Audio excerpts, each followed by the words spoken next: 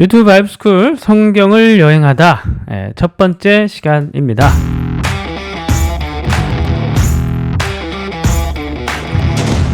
이스라엘 전통에서는, 그러니까 유대인 전통에서는 구약 성경 유대인의 경전이죠. 세 개밖에 없습니다. 토라, 모세오경이죠. 케투빔, 이거는 성문서, 이건 지혜서에 가깝습니다. 중간은 예언서입니다. 네비임이라고 하는. 근데 예언서는 이제 오늘 우리의 선지서의 선지서죠. 그런데 역사서가 없어요. 역사서가 없는 게 아니라 그들은 역사서가 네비임에 포함되어 있습니다. 그래서 전기 예언서에 우리가 말하는 역사서들이 들어가 있는 거예요. 후기 예언서가 우리가 말하는 선지서들이고, 그러니까 유대인들에게 있어서 역사와 예언은 같은 겁니다. 같은 거. 왜냐하면 하나님께서는 역사의 주인이시고 이 역사를 어떤 식으로 이끄시냐 하면은 하나님의 사람들인 선지자들을 보내어 말씀하심을 통해서 이 역사를 이끌어 가신다라고 유대인들은 믿기 때문에 역사와 예언은 떨어지지 않는 것이죠. 같은 것이죠. 이번 시간에는 성경의 주요 무대, 특별히 지리적 배경을 살펴보고 이해해 보도록 하겠습니다. 지도를 볼 때 여러분들은 제일 먼저 무엇을 생각하십니까? 지도를 볼 때 가장 중요한 것은 동서남북 어디인지를 먼저 파악하는 것입니다. 자, 어디가 동쪽입니까? 여러분들이 화면을 볼 때 오른쪽이 동쪽이고요. 그 반대편이 서쪽이고, 위쪽으로 올라가면 북쪽, 아래쪽으로 내려가면 남쪽이 되겠습니다. 이게 파란색 지역이 바로 바다인데요. 여기 빨간색 지역이 팔레스타인입니다. 성경의 가장 중요한 지명이죠. 가나안 땅. 이 가나안 땅에서 바로 바다로 나가면 지중해가 나옵니다. 이 지중해를 중심으로 많은 제국들과 도시국가들의 각축전이 벌어지는 이야기가 성경 배경사라고 볼 수 있습니다. 자, 여기 제목에 나와 있듯이 지리를 살펴볼 텐데 특별히 힘의 이동을 중심으로 살펴보게 될 것입니다. 성경 배경사를 이해할 때 중요한 것은 각 제국들이, 도시국가들이 어느 시점에 어떤 도시국가가 전성기를 맞이하고 이 흐름들이 지나갔는지를 이해하는 게 굉장히 중요합니다. 성경 전체의 배경사의 흐름을 파악할 수 있는 힌트가 되죠. 자, 첫 번째 힘을 가졌던 도시국가, 지역은 바로 메소포타미아입니다. 메소포타미아에는 유프라데스 강과 티그리스 강 두 개 큰 강이 흘러가고 있죠. 그래서 이 두 강이 흘러가고 있는 지명이라고 해서 두 강 사이라는 뜻의 메소포타미아라는 이름을 가지고 있습니다. 여기에서 청동기 문명이 화려하게 꽃을 피고 있었고, 이때 누가 살았습니까? 아브라함이 살았죠. 그리고 나중에 아브라함이 가나안으로 하나님께서 불러서 왔다가 나중에 또 이집트로 잠깐 들리지 않습니까? 메소포타미아가 지역이 청동기 문명을 꽃필 때 거의 비슷한 시점에 이집트도 함께 청동기의 문명을 꽃을 피우게 됩니다. 고대 이집트에서는 오늘날 불가사의하다고 여길 정도로의 큰 피라미드가 많이 건축되었죠. 어쨌든 비슷한 시기에 메소포타미아와 이집트가 전성기를 구가하게 되고, 시간이 지나고 나니 주전 한 1600년경, 1500년경에 히타이트라고 불리우는, 성경에서는 헷 족속이라고 얘기를 하죠. 바로 북쪽 지역의 아나톨리아 지역에서 또 화려한 철기 문명이 꽃을 피우게 됩니다. 그리고 좀 시간이 조금 더 지나고 난 이후에 주전 1000년경, 주전 10세기경에 성경에서 아주 중요한 왕이죠. 다윗과 솔로몬 두 왕이 전성기를 달리면서 레반트 지역이 고대 근동 지역의 중심 국가로 등극을 하게 됩니다. 그리고 좀 시간이 더 지나고 난 이후에 메소포타미아에서 아시리아와 바벨로니아가 발흥을 하게 되고, 이 두 국가에서 북이스라엘과 남유다가 멸망을 당했죠. 그리고 또 시간이 조금 더 지나고 난 이후에 주전 5세기, 6세기경에 페르시아가 발흥을 하게 됩니다. 5번 메디아 지역이요. 이쪽 현대 지역으로는 이란이 위치하고 있죠. 메소포타미아는 이라크가 있고, 그래서 페르시아 지방, 메데바사라고 구약 성경에 나오는데, 메디아 그리고 페르시아가 고대사 이름이겠죠. 자, 이쪽 지역이 또 힘을 가지게 되고, 시간이 지나고 난 이후에 그리스에서 누가 나옵니까? 알렉산더 대왕이 나오죠. 그리스 지역이 다시 힘을 얻게 되고, 조금 더 서쪽으로 지도상 왼쪽으로 서쪽으로 쭉 가게 되면 로마가 나옵니다. 로마가 힘을 가지면서 그 로마 시대에 예수님께서 오시게 됐죠. 이렇게 지도상 보는 이 다양한 지역에서 다양한 국가들이 힘을 서로 가지게 되는 큰 흐름 속에 성경의 역사는 흘러가게 됩니다. 성경의 대부분의 역사는 여러분들이 지금 보고 계시는 이 화면 중앙에 위치한 이 초록색 색깔에 위치한 이 국가들이 성경의 대부분의 배경 지역이라고 볼 수가 있겠습니다. 자, 성경의 중요한 지역들을 살펴보도록 하겠습니다. 우선 자세히 살펴보면 레반트 지역은 말씀드렸듯이 이스라엘이 위치한 지역입니다. 남쪽에서는 팔레스타인, 위쪽에서는 시리아, 이쪽으로 서쪽으로 조금만 더 올라가면 이쪽은 바울이 살았던 다소가 나옵니다. 자, 그런데 위치상 어떻습니까? 메소포타미아 지역에서 발행했던 도시 국가들은 특별히 이집트로 가려고 했습니다. 왜냐하면 고대 이집트에는 아주 신비로운 금은 부화도 많았고 신비로운 문화가 많다고 생각했기 때문에 이집트를 약탈하기 위해서 많은 도시 국가들이 메소포타미아에서 발행했던 도시 국가들이 이집트로 침략해 가려고 합니다. 그런데 중간에 누가 있습니까? 바로 레반트 지역이 위치하고 있습니다. 이스라엘이 위치하고 있습니다. 그래서 이스라엘 지역은 40년에 한 번꼴로 전쟁이 일어났다고 합니다. 그리고 여러분들이 보시듯이 지중해를 끼고 있기 때문에 해상 무역을 할 수가 있습니다. 솔로몬이라든지 아니면 북이스라엘 왕 아합 왕이라든지 이런 사람들은 이런 위치를 잘 이용해서 해상 무역에 성공했고 나라를 부강하게 키울 수가 있었죠. 물론 성경에서는 그것을 그렇게 긍정적으로 얘기하지는 않습니다. 그리고 그 다음에 중요한 주요 지역들 중에 하나가 바로 이집트 지역입니다. 이집트 지역은 주의할 점이 눈앞에 보이는 그 위쪽이 상 이집트가 아니라는 것입니다. 위쪽은 하 이집트고 아래쪽으로 내려오면 아래쪽이 상 이집트입니다. 밑에 빅토리아 호수에서 발행한 이 강줄기가 쭉 내려가서 지중해 바다로 빠지게 되는데 이 길이가 6,853km라고 합니다. 한강이 514km니까 약 13배, 14배 정도 되는 길이를 나일강이 가지고 있습니다. 그러니까 굉장히 비옥하겠죠. 그래서 위쪽 지역에 멤피스라고 불리는 중요한 도시국가가 있었고 그리고 이 아래쪽 지역에 테베라고 불리는 상부 지역에 테베라고 불리는 도시국가가 있었습니다. 남북으로 갈라져서 이집트도 우리나라처럼 많이 싸웠어요. 그래서 멤피스 주도 세력, 테베 주도 세력 이렇게 나누어서 많이 싸웠고요. 그리고 조금 더 남쪽으로 올라가면 성경에서 구스라고 불리우는 헬라어로 얘기하면 에티오피아라고 불리우는 남부 세력이 있습니다. 세 번째로 성경의 중요한 지역들 중 하나는 바로 메소포타미아입니다. 딱 보기에도 굉장히 비옥하게 생겼죠. 이쪽 두 개의 강줄기가 이렇게 쭉 흘러가서 바다로 빠지는 겁니다. 그래서 이 강줄기를 중심으로 주변에 아주 비옥한 옥토를 중심으로 도시국가 청동기 문명이 화려하게 꽃을 피우게 됩니다. 자, 이스라엘의 지형을 한번 좀 잘라서 옆으로도 보고 또 위에서도 한번 보고 살펴보도록 하겠습니다. 자, 여러분들이 보시는 이 지도, 왼쪽의 지도는 옆으로 자른 것이고요. 오른쪽의 지도는 항공 지도처럼 위에서 찍은 것입니다. 자, 가장 높은 지역은 헤르몬산입니다. 헤르몬산 꼭대기. 북쪽에 있는 위치한 이쪽에 헤르몬산에서 만년설이라고 불리울 정도로 높은 지역에 눈이 녹아내립니다. 눈이 녹아내려서 쭉 흘러내리는 물들이 모여서 갈릴리 바다를 형성하고요. 다시 쭉 내려오는데 이것이 요단강이라고 불리는 강입니다. 쭉 흘러내려서 사해 바다로 모이게 됩니다. 그래서 헤르몬산에서부터 갈릴리 바다, 요단강을 흘러서 사해 바다로, 이게 팔레스타인 지명을 이해하는 데 굉장히 중요한 지점이 되겠죠. 그런데 왼쪽 지도를 보십시오. 헤르몬산의 최고의 높이는 2814m입니다. 그리고 사해 바다의 수위는 지중해 바다가 0이라고 쳤을 때 그것을 기준으로 마이너스 397m입니다. 헤르몬산에서부터 사해 바다까지는 3200m의 차이가 있는 것입니다. 그래서 이스라엘을 여행을 가보면 분명히 차를 타고 이동해 가는데 귀가 먹먹해지는 그런 현상이 있습니다. 그렇게 급경사가 심하기 때문인 것이죠. 자, 지형을 살펴보도록 하겠습니다. 중앙으로 이렇게 움푹 들어가 있습니다. 그래서 이 지역을 중앙협곡이라고 부르고요. 그리고 오른쪽에 동쪽에 위치한 우뚝 솟아오른 산지 지역을 동부산악지역이라고 합니다.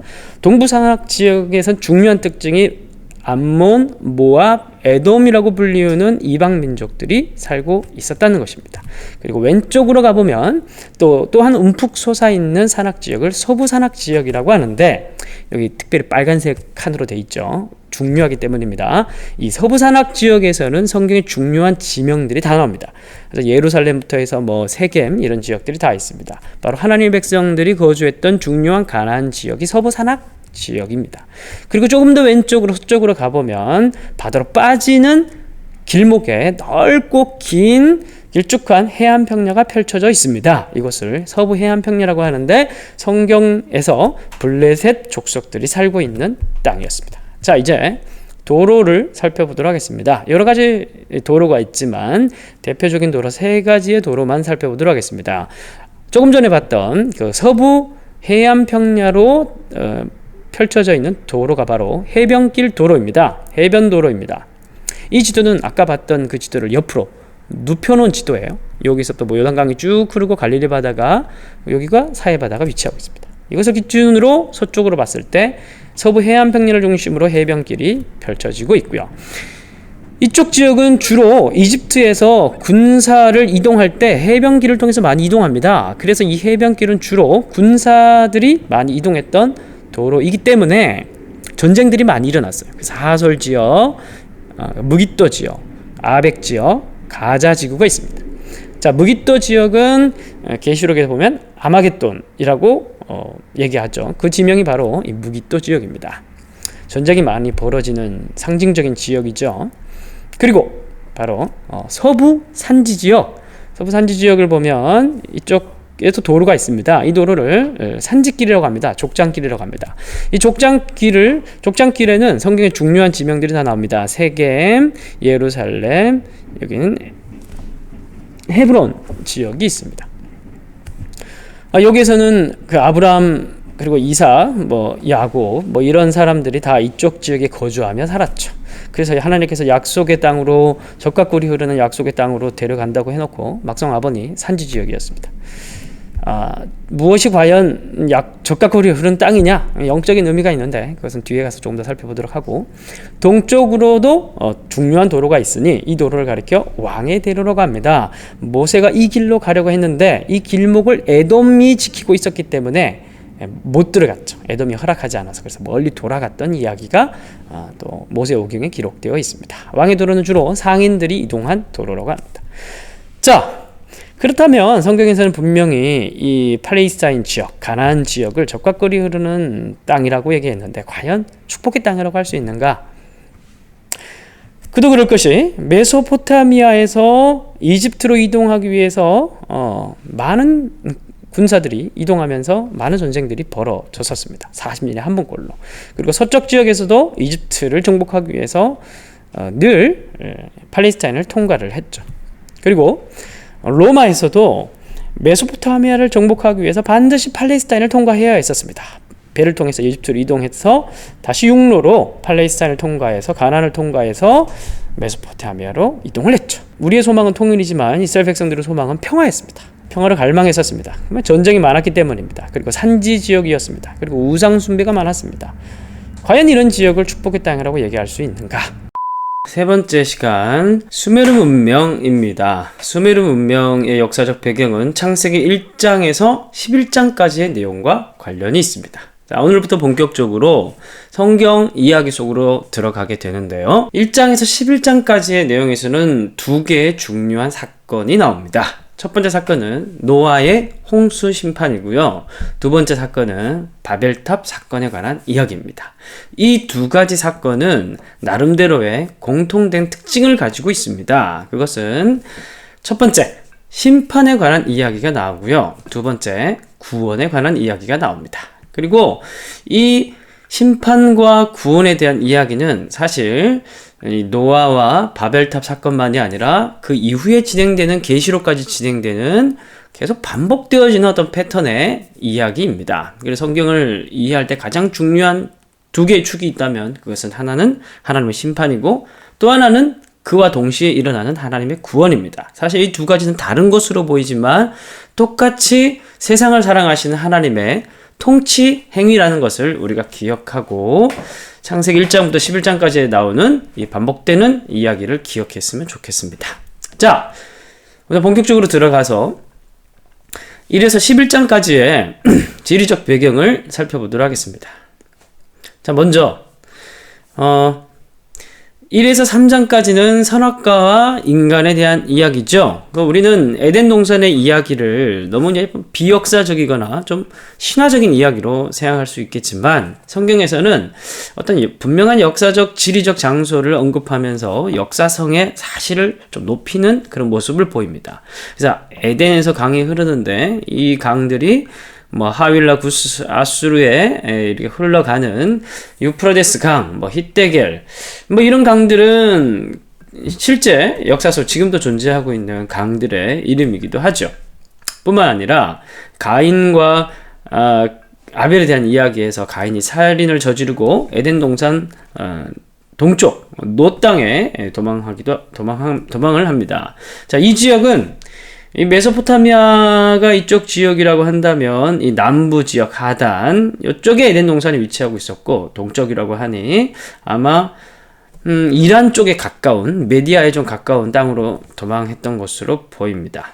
자, 노아의 홍수 사건에서 나오는 또 지명 산의 이름이 있죠. 아라랏산은 대략 북쪽 지역에 위치한 산으로 보여집니다. 그리고 바벨탑 사건이 있고 난 이후에 이들이 이제 흩어지게 됐죠.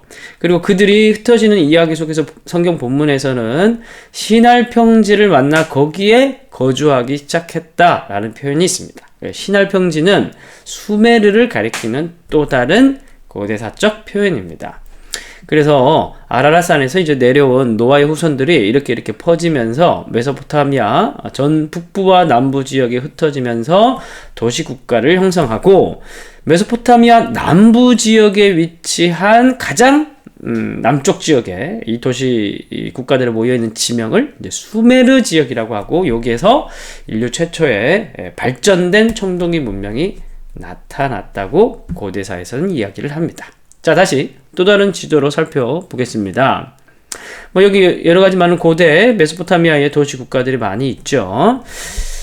이쪽 지역에서 수메르는 어떤 도시 국가 이름이라기보다 지명이라고 말씀을 드렸습니다. 그리고 수메르 지역의 지명에 에리두라는 도시 국가가 있습니다. 자, 이쪽 지역에서 가장 먼저 어떤 사람이 적극적으로 거주하기 시작했고 문명사회가 이미 주전 4,000년경, 지금으로부터 6,000년경의 문명사회가 건설되기 시작했으며 3,000년경에는 왕조시대가 시작됐다고 합니다. 이미 이 지역은 지금으로부터 5,000년 전에 전성기를 맞이했던 것이죠. 이스라엘 역사에서 왕조가 들어서고 그리고 전성기를 맞이했던 시기는 다윗과 솔로몬 시기라고 한다면 그것은 주전 1000년경이거든요. 그러면 그것보다 한 2000년 전에 이미 메소포타미아에서는 왕조 시대의 전성기를 맞이했다는 것으로 볼 수가 있습니다. 굉장히 발전된 문명을 가지고 있었던 것이죠. 그래서 20세기 이후에 고고학이 발달하면서 많은 유물들이 많이 발굴되었습니다. 그래서 그런 유물들을 토대로 조사를 해보니 현대인들이 생각했던 것보다 훨씬 더 고대 메소포타미아의 그리고 수메르의 문명이 발전했다는 사실을 알게 되었습니다. 그래서 이렇게 채색, 토기 이런 것들이 발견되면 우선 이 채색이 얼마나 뛰어난지를 먼저 살핍니다. 왜냐하면 채색의 색감에 따라서 불에 굽는 온도 이런 것들을 통해서 기술의 진보를 측량해 볼 수가 있거든요. 그런 걸로 봤을 때 수메르 지역에서 발굴된 수메르 문명의 것이라고 여겨지는 토기가 중국의 토기보다 2,000~3,000년 정도 앞선 선진 문명을 가지고 있다는 사실을 또 학자들은 발견해냈습니다. 그리고 그 우르 지역에서 갈대아 우르 지역이 수메르 지역이거든요. 갈대아 우르 지역에서 발굴된 이제 염소 공예품입니다. 아주 섬세한 공예품을 또 볼 수가 있습니다. 그래서 여호수아서 7장 21절 보면 시날산의 아름다운 외투 한 벌. 그래서 시날 아까 뭐라 그랬죠? 그 수메르 문명, 수메르 지역이라고 말씀을 드렸습니다. 수메르 지역은 그렇게 아름다운 공예품이라든지 톡이라든지 의상 이런 것들이 많이 생산이 되는 그런 지역이었던 것으로 보입니다. 뭐 이런 투구들로 봤을 때도 굉장히 섬세한 공예품들입니다. 자, 그런데 그러한 앞선 문명들, 기술 문명들은 기본적으로 도시국가가 잘 형성되어 있고 도시 문명이 아주 발전된 상태에서 이룩된 문명이라고 볼 수 있습니다. 그래서 뭐 이런 기둥의 발굴품이나 아니면은 길가메시 왕에 관한 어떤 그런 토판의 이야기들, 그리고 뭐 여러 가지 많이 발굴되는 그런 유물들을 봤을 때 그때 당시 도시국가는 인신매매라든지 도시국가 간의 전쟁이라든지 노예제도라든지 뭐 일부 다체제라든지 그런 스토리들이 굉장히 많습니다. 그리고 국가의 군주들이 굉장히 전제군주로서 굉장히 폭력적이고 야만적인 모습들을 많이 보여주고 있습니다. 그래서 사실 이제 성경에서 노아 홍수에 대한 이야기, 그리고 바벨탑에 대한 이야기는 주로 그 포인트가 하나님의 심판의 포인트가 그 도시가 가지고 있는 야만성과 하나님께서 만드신 창조의 아름다움을 잃어버린 그런 죄에 대한 원인으로, 그리고 그 결과로 하나님께서 심판을 했다는 사실을 분명히 언급하고 있습니다. 그런 구절들을 우리가 유심히 살펴보면서 그 당시의 역사적 배경을 생각하면서 읽어 내려가는 것이 중요하겠죠. 그래서 창세기 4장 23절에 첫 번째 죄는 가인이 아벨 동생을 살인했죠. 그리고 그 다음에 범죄는 라멕이 여러 아내들을 거느렸고 어떤 지나가는 소년을 큰 이유 없이 또 살인을 하는 그런 모습을 보입니다. 그리고 가인의 후손들이 성을 쌓는 모습을 보입니다. 이것은 이제 성경 안에서 계속 반복되어지는 하나님 나라에 대적하는 인간의 도시, 인간의 제국, 뭐 그런 것과 좀 비교해 연결해서 생각해 볼 수가 있습니다. 계시록의 마지막 이야기도 무너졌다 바벨론 성아라고 얘기하면서 인간이 세운 로마 제국, 인간이 세운 제국, 반하나님 나라적인 그런 것들이 무너지면서 어린 양의 승리를 선언하는 장면으로 끝나는 것을 봤을 때 성경의 시작도 도시국가의 폭력성과 야만성을 드러내면서 하나님의 심판 행위를 부각시키고 있다는 것을 우리가 유심히 살펴볼 필요가 있습니다. 그래서 창세기 6장에서 딸들의 아름다움을 보고 모든 여자를 자기 아내로 삼는 하나님의 성적인 질서를 세웠던 하나님의 그런 아름다움들이 무너지는 모습들이 보입니다. 자, 그들의 그러한 어떤 야만적인 문명들, 도시국가의 문명들은 어떻게 세워지게 되었을까요? 그 바탕에는 세계관이 있습니다. 바로 수메르 신화라는 그들의 우상숭배적 어떤 그런 가치관이 있죠. 자, 이것도 이제 발굴품인데요. 여기 뿔입니다. 뿔. 성경에서 한 번씩 뿔이라는 표현들이 나오죠. 내가 뿔을 높이 듭니다. 뭐 이런 표현 또 시편에 나오는데, 뿔은 이제 힘을 상징하는데, 여기서 뿔은 하늘의 신 아누를 가리키는 상징물입니다. 이 여자 머리 모양은 다산의 여신의 모양이고, 토마토처럼 생긴 건 이거는 토마토가 아닙니다. 이것은 태양신 샤마시를 가리키고, 이것은 별의 신을 가리킨다고 합니다. 자, 이런 신들이 그들의 신화 세계 속에 있었는데요. 수메르 문명은 그 중심에는 수메르 신화가 있습니다. 그들의 종교가 있습니다. 그리고 그 종교의 중심에는 당연히 거대한 신전들이 있었죠. 그것이 바로 지구라트라는 것들입니다. 우리가 지구라트라고 알고 있는 이 신전은 그 위 천장이 평평하면서 그 평평한 것 위에서 뭔가 기상을 관측하고 천문학이 발전하면서 뭔가 계속 신을 찾는 그런 노력들을 많이 보게 됩니다. 자, 이런 것들이 그런 관련된 유물들이고요. 그리고 이제 이러한 유물들은 제일 오른쪽 이 탁본은 바벨로니아 신 주신인 마르둑 신입니다. 그리고 이것은 왼쪽은 마르둑 신이 바다의 괴물이었던 티아마트를 싸워서 이기는 장면입니다. 그래서 이 티아마트를 싸워서 이겨서 이 괴물을 둘로 쪼갭니다. 그래서 하나는 위로 던지고 하나는 아래로 던졌는데, 위로 던진 것은 하늘이 되고 땅으로 던진 것은 밑으로 던진 것은 땅이 되었다.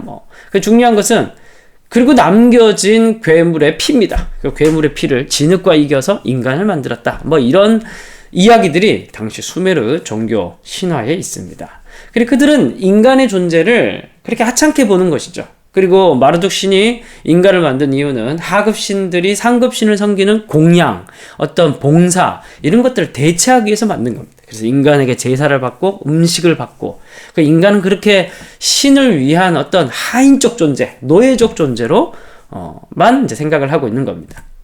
이게 이제 당시 마르둑의 형상으로 하고 여겨졌던 어떤 왕족들, 귀족들 빼고는 다 그렇게 신의 공양을 위해서 바쳐지는 노예 같은 존재들이었죠. 참으로 인간답게 여겨지는 것은 왕족들 뿐이었습니다. 그런 세계관, 가치관, 야만성, 하나님의 질서를 파괴시키는 어떤 그런 생각들, 그런 생각들의 중심에 수메르 신화, 그들의 종교가 있었다는 사실을 알 수가 있습니다. 근데 성경은 어떻게 선언합니까? 태초에 하나님이 천지를 창조하시니라, 말씀으로 창조하시는 하나님, 말씀의 종교란, 여호와의 종교는, 여호와의 신앙은 말씀을 중심으로 하고 있다는 사실을 명확하게 밝히면서 성경은 시작하고요. 그리고 하나님께서 천지를 만드실 때 만들어지게 되는 태양, 여기의 그림들은 당시에 태양을 섬기는, 숭배하는 그 사람들이 그렸던 그림들입니다. 그런데 하나님께서는 태양을 그냥 기능성 제품이라고 얘기합니다. 저것은 광명체다. 단순한 어떤 특정한 기능을 감당하는 어떤 물체일 뿐이에요. 객관적. 하나님께서 만드신 피조물일 뿐인 겁니다. 그거 자체가 어떤 신적 속성을 가질 수가 없는 겁니다. 그러나 신적 속성을 가지고 있는 유일한 피조물이 있으니 그것은 하나님이 자기 형상대로 만든 남자와 여자입니다. 근데 여기선 여자도 포함되죠. 이 고대 사람들 그때 당시에 사고방식에서 여자가 하나님의 형상으로 만들어졌다는 것은 굉장히 급진적인 선언입니다. 마치 1789년에 프랑스 시민대혁명에 일어났던 뭔가 시민선언과도 같은 그런 엄청난 급진적 선언입니다. 어떻게 여성까지 하나님의 형상, 그리고 여기서 사용된 하나님의 형상이라는 표현은 당시에 아카드어로는 잘무라고 하는 표현인데요. 이 단어는 기본적으로 오시리스의 형상이라고 얘기하면 그것은 파라오입니다. 그리고 바벨론 신인 마르두크의 형상, 그것은 바벨론의 왕입니다. 그리고 왕족들입니다. 그런데 여기서는 하나님의 형상은 누굽니까? 보편적 인간들이에요. 여성들까지 포함한 굉장히 급진적인 선언입니다. 모든 인간의 존엄성과 왕적 속성을 확인시켜주는 구절인 것이죠. 그리고 이후에 하나님의 영이 수면 위에 운행하시면서 하나님께서 끊임없이 이 세계를 창조해 가시고 구속해 가시는 모습들을 보여줍니다. 그런 가운데 노아 홍수의 심판의 이야기가 있습니다. 그래서 노아 홍수의 심판의 이야기는 그때 당시에도 많이 있었던 신화적 이야기 중에 하나입니다. 그러니까 그때 당시에 분명히 큰 홍수가 있었다는 것은 사실이고요. 그리고 그 사실적 이야기 속에서 똑같은 큰 홍수를 보면서 그 당시 사람들은 신이 인간이 너무 시끄러워서 인구를 줄이기 위해서 심판을 했다 이렇게 얘기를 하지만 성경에서는 그 사건을 보면서 뭐라고 기록하고 있습니까? 사람의 죄악 때문이다. 그것이 바로 죄에 대한 문제, 하나님께서 만드신 인간이 형상을 잃어버린 문제, 하나님과 인간과의 관계적 문제라고 분명히 이야기를 합니다. 똑같은 사건을 다루지만 그러나 결국 전혀 다른 이야기를 하고 있는 게 노아 홍수의 이야기라는 것이죠. 그리고 이 과정 가운데 아카드, 사르곤이 나타나서 아카드 제국을 세우고요. 메소포타미아 남부와 북부 전체를 통일하고요. 그리고 이후에 산지족이었던 구티족이 침략을 해서 무너지고요. 우르남무 형제가 다시 수메르 재부흥 운동을 일으켜서 수메르를 재부흥시킵니다. 그때 최대 지구라트가 건설되게 되고요. 이 시대 가운데 이런 격변기 가운데 하나님께서 한 사람을 부르셔서 약속의 땅으로 이동을 시킵니다. 그때 아브라함은 바로 가나안에 가지 않고 데라와 함께 하란에 머물게 되죠.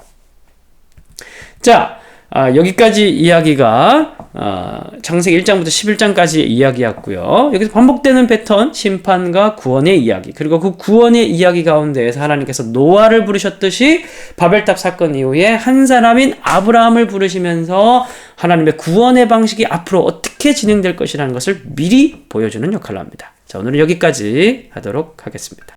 오늘은 족장들에 관한 이야기를 살펴보도록 하겠습니다. 교회를 오래 다닌 사람이라면 누구나 다 알고 있는 유명한 사람들의 이야기입니다. 그 사람들은 아브라함의 하나님, 이삭의 하나님, 야곱의 하나님이라는 반복되는 관용어적 표현에도 나오듯이 바로 이스라엘의 대표가 되는 중요한 족장 세 사람입니다. 이 사람들에 대한 이야기는 창세기 12장부터 50장까지의 기록이 되어 있습니다. 자, 첫 번째, 아브라함의 이야기부터 살펴보도록 하겠습니다. 아브라함은 지난번 마지막 시간에도 이야기를 했듯이 바로 바벨탑 사건 이후에 하나님께서 인류를 구원하시기 위해서 한 대안적 구원 행위를 하셨으니 바로 한 사람을 부르는 것이었는데요. 그 사람이 바로 아브라함이었습니다.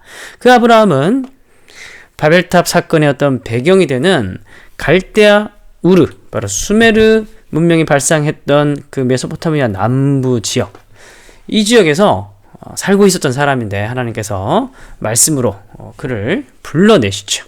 그래서 성경에 보면 창세기 12장 1, 2절에 보면 하나님께서 아브라함에게 본토 친척 아비의 집을 떠나라고 말씀하십니다. 그리고 내가 내게 보여줄 땅으로 가라고 말씀하십니다.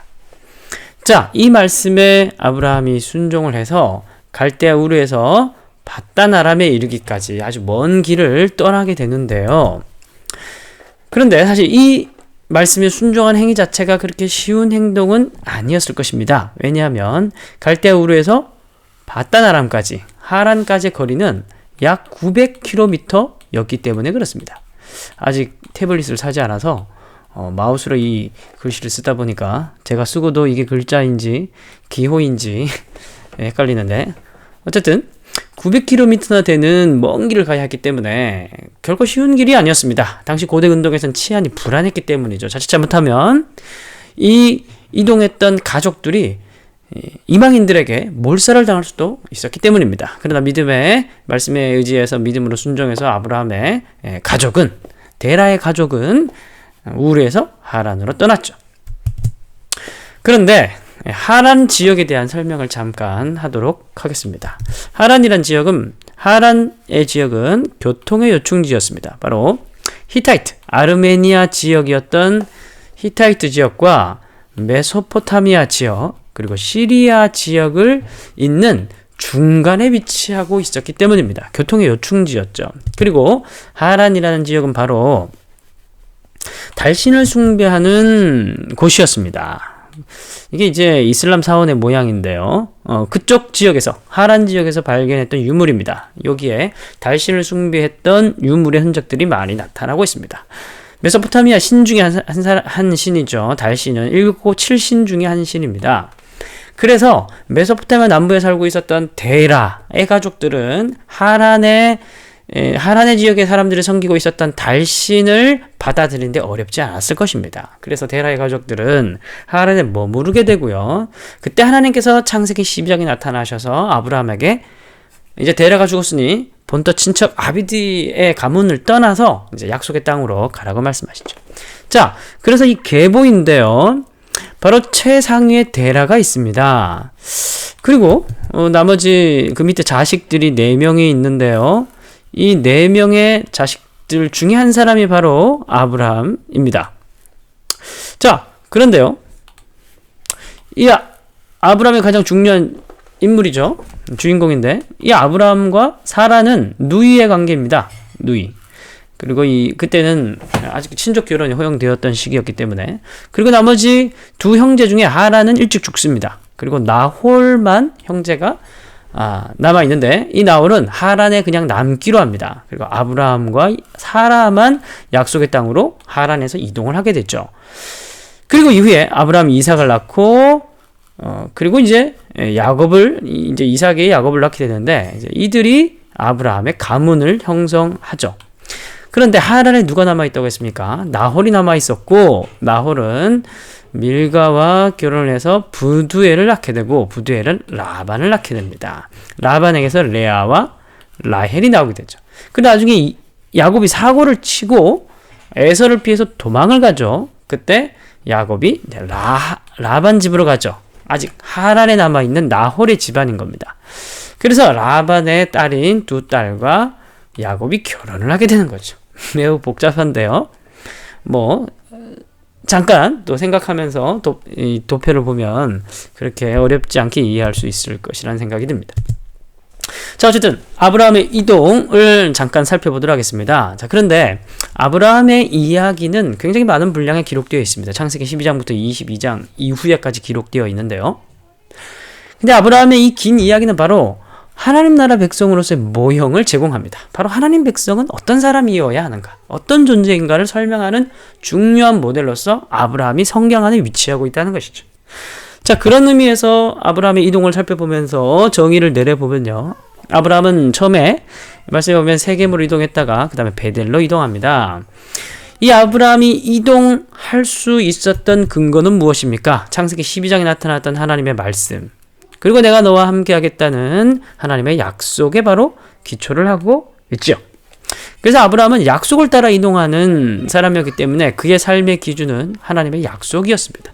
그것이 하나님의 백성의 가장 기초였죠. 그리고 아브라함은 이동을 하는 중에 가뭄이 들고 맙니다. 그래서 이집트로 이동했다가 거기서 파라오를 만나서, 바로 왕을 만나서 한번 큰일 날 뻔하는데요. 하나님께서 또 구원해 주시죠. 그래서 아브라함은 출애굽을 하게 되는데요. 이집트를 탈출하게 되는데 많은 금은보화를 가지고 탈출하게 됩니다. 이러한 과정은 바로 이후에 이스라엘 백성들에게 일어나게 될 어떤 사건적 모형을 제공하는데, 결국 이런 아브라함의 삶의 모습은 하나님의 백성은 하나님의 능력을 통해서 구원받은 백성이라는 근거와 존재의 의미를 가지고 있다는 사실을 보여주게 됩니다. 그리고 그렇게 하나님 약속을 통해서 하나님의 부르심을 받아 하나님으로부터 구원을 받은 하나님의 백성은 어떻게 살아야 하느냐, 바로 그러한 질문에 대한 답도 아브라함의 삶은 제공해주고 있습니다. 바로 창세기 18장 19절에 가보면 하나님께서 그를 왜 부르셨는지 12장에서는 말씀해 주지 않았지만 18장에서는 말씀해 주십니다. 그게 의와 공도를 행하게 하려고 내가 그를 택하였다라고 얘기합니다. 하나님 택하신 이유, 부르신 이유는 뭐냐면 의와 공도라고 합니다. 이것은 히브리어로 ጼ다크와 미시파트라는 표현인데 공의와 정의, 공평과 정의로 번역할 수 있는 단어입니다. 하나님께서 12장에 아브라함을 부르실 때 내가 너를 통해서 세상에 복이 되게 하겠다고 하십니다. 아브라함의 복을 주겠다는 것이 아니라 복이 되게 하겠다, 복의 통로로 삼겠다고 말씀하십니다. 아브라함을 통해서 바벨탑 이 사건 이후에 흩어졌던 온 세계를 위한 구원의 계획을 가지고 있는 것이죠. 그러니까 아브라함의 삶은, 아브라함의 복은, 소명은, 글씨가 참 안 써지는데요, 제사장으로서의 소명을 가지고 있는 겁니다. 제사장. 그래서 나중에 아브라함의 자손인 이스라엘 백성들에게 하나님께서 출애굽기 19장에 내가 너희를 제사장 나라가 되게 하겠다고 얘기하죠. 바로 아브라함의 소명이 이스라엘 백성들에게 옮겨지는 이야기인 겁니다. 자, 창세기 18장에 또 소돔과 고모라 속에서 롯을 구출하는 이야기 속에서도 아브라함의 어떤 제사장적 소명을 잘 보여주고 있습니다. 그리고 아브라함은 이어 브엘세바에서 거주하게 되는데요. 브엘세바에서 거주할 때 하나님께서 아브라함에게 이렇게 명령하십니다. 너는 모리아산으로 가서 너의 독자들 이삭을 바치라고 얘기합니다. 그 이야기를 통해서 보여주는 어떤 또 중요한 모형으로서의 아브라함의 인생은 바로 하나님의 백성은 믿음으로 사는 사람이라는 것을 또 보여주고 있습니다. 그래서 창세기 22장의 사건을 통해서 다시 한 번 더 하나님께서 약속해 주시는데 만민이 너를 통해서 복을 받을 것이다. 바로 믿음의 어떤 증거를 통해서 다시 한 번 더 하나님의 아브라함을 향한 어떤 소명, 어떤 계획, 그런 것들을 하나님께서 말씀해 주고 있는 장면이죠. 그리고 헤브론에서 죽게 됩니다. 이삭에 대한 이야기는 많지 않습니다. 그러나 또 이삭만큼 굉장히 특별한 인생을 살았던 사람도 없죠. 이삭은 브엘라 헤로이에서 쌍둥이를 출생하게 되고요. 바로 야곱과 에서죠. 그리고 그랄로 이동합니다. 야곱의 인생에서 중요한 어떤 반복되는 모티프가 되는 사건들이 반복되는데요. 바로 우물 사건입니다. 바로 그 지방에 살고 있었던 사람들이 이삭은 파기만 하면 단물이 나는 우물이 나오는데 다른 사람들은 파면 쓴물이 나와요. 그때 당시 고대 군동에서 10개를 팔면 1개가 단물이 될까 말까 했었거든요. 근데 이삭이 파기만 하면 좋은 물이 나오는 거예요.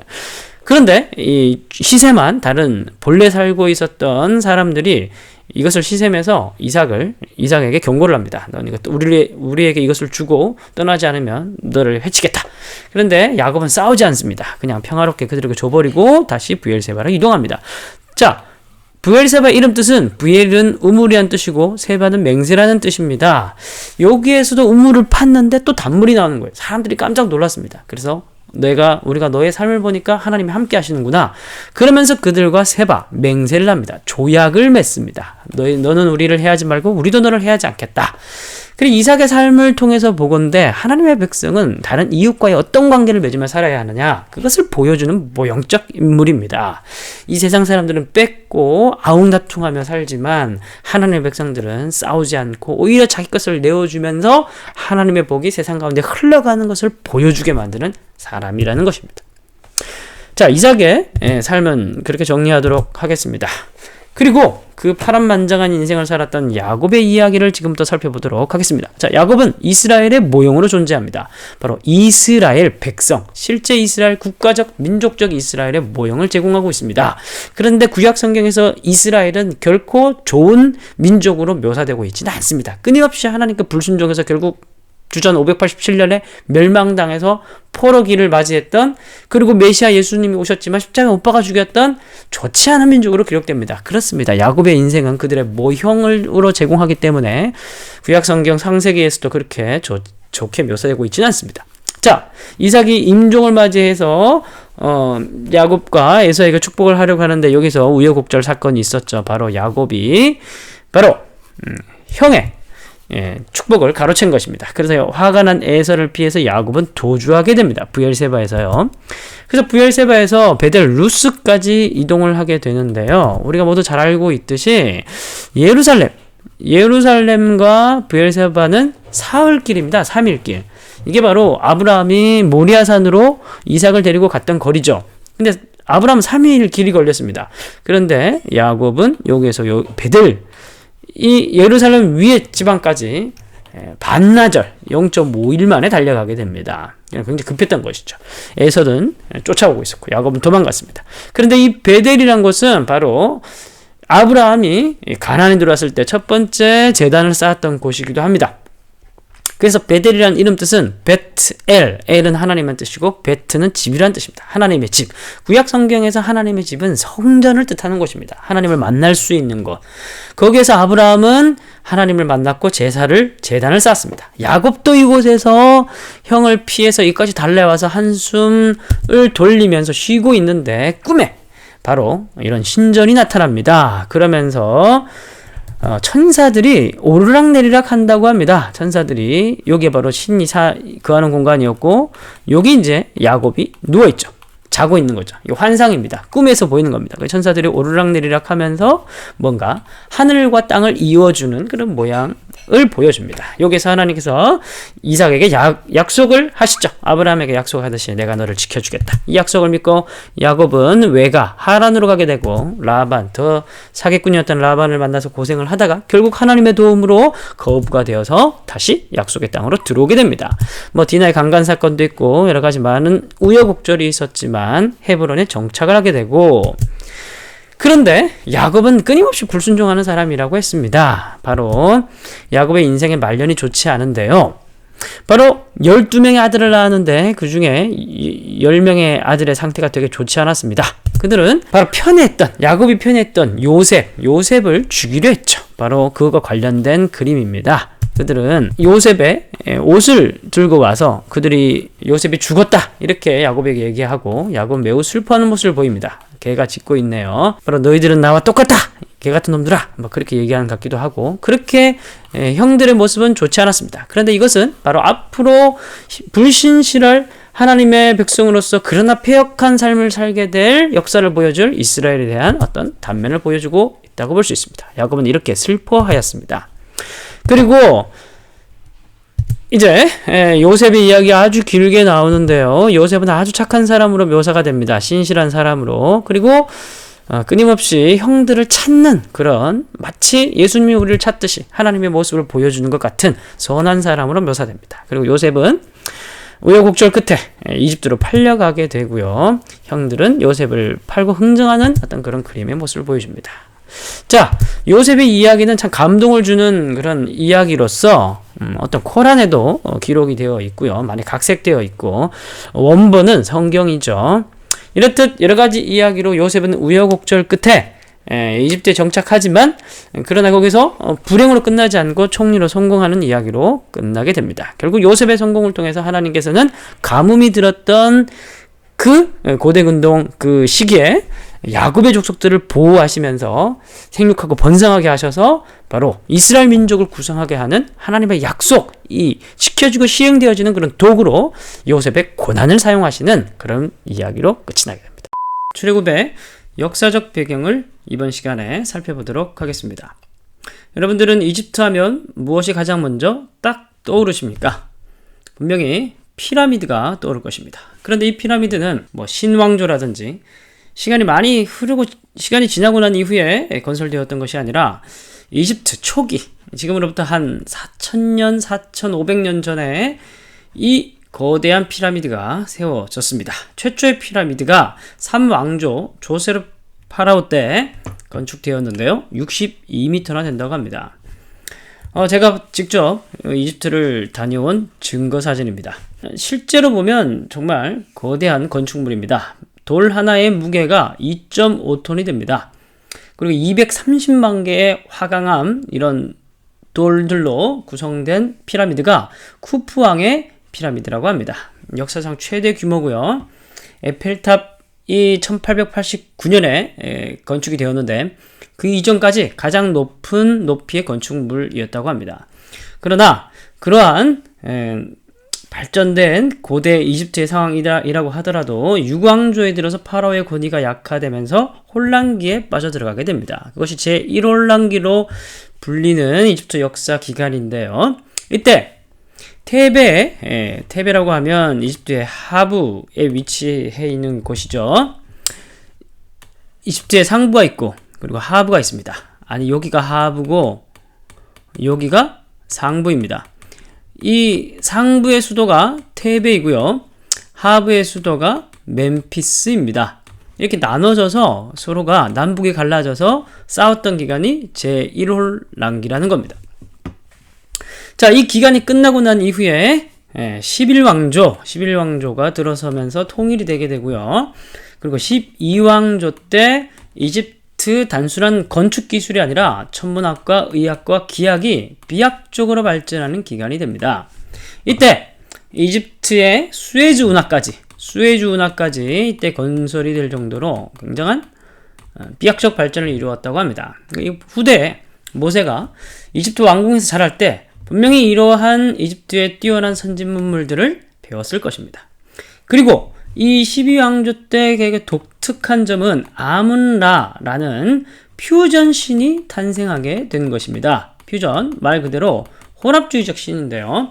아문 신은 바로 이 테베 지역의 지역신입니다. 그러나 라는 이집트 전체 신인데요. 이 테베 지역에 있는 상부 이집트가 하부 이집트를 먹으면서 통일을 이뤘기 때문에 아문신의 주요 신으로 등극하면서 아문라라는 퓨전신이 탄생하게 된다는 겁니다. 이러한 역사적 배경을, 이러한 세계관과 가치관을 배경으로 하고 있기 때문에 이스라엘 백성들이 이집트에서 거주할 때 이것을 배워서 나중에 가나안 땅으로 들어갔을 때 야훼 바알이라는 바로 그런 혼합신을 만들어낸 것으로 보입니다. 그러한 가치관의 토대를 제공한 것으로 보인다는 말이에요. 그리고 이 시점에 아모리 족속의 대이동이 있습니다.